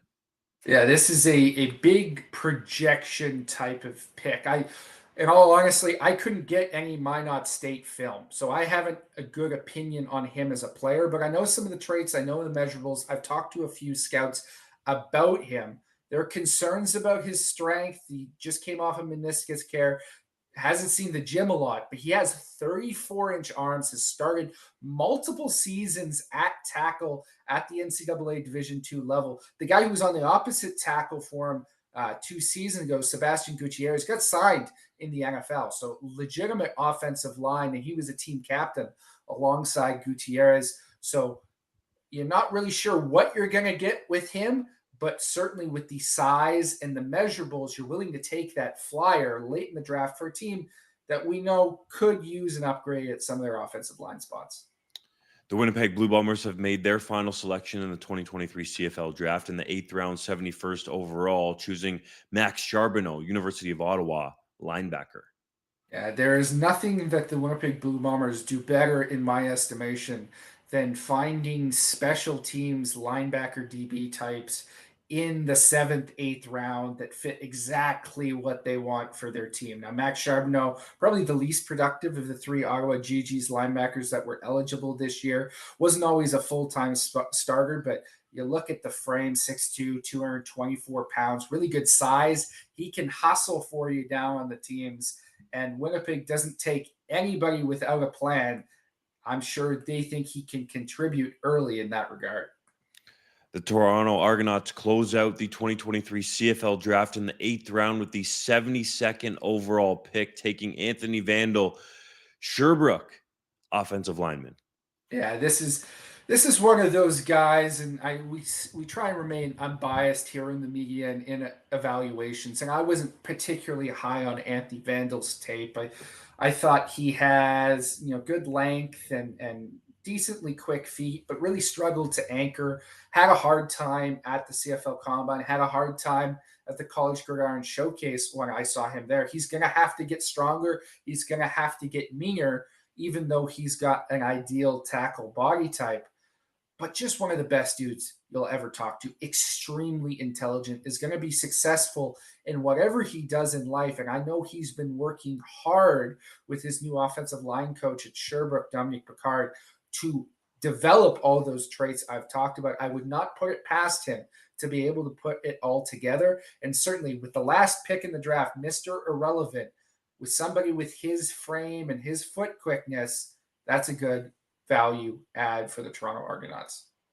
And that does it for the 2023 CFL Draft. 72 players go. It started with Fresno State offensive lineman Dante Bull going first overall to the Ottawa Red Blacks. The Red Blacks brought him to the nation's capital. He walked into the draft party there to a warm reception from red and black fans. And J.C. Abbott has astutely run down all 72 picks in this CFL draft. If you missed any of the live stream, I would encourage you to go back on our YouTube page to check out JC's analysis of every single pick, and also head on over to 3downnation.com for John Hodges' analysis on every single pick in written form, and also in the period after the CFL draft has now come to a close. There'll be all sorts of content about these new players getting opportunities to become pros in the CFL. So JC, close us out with your final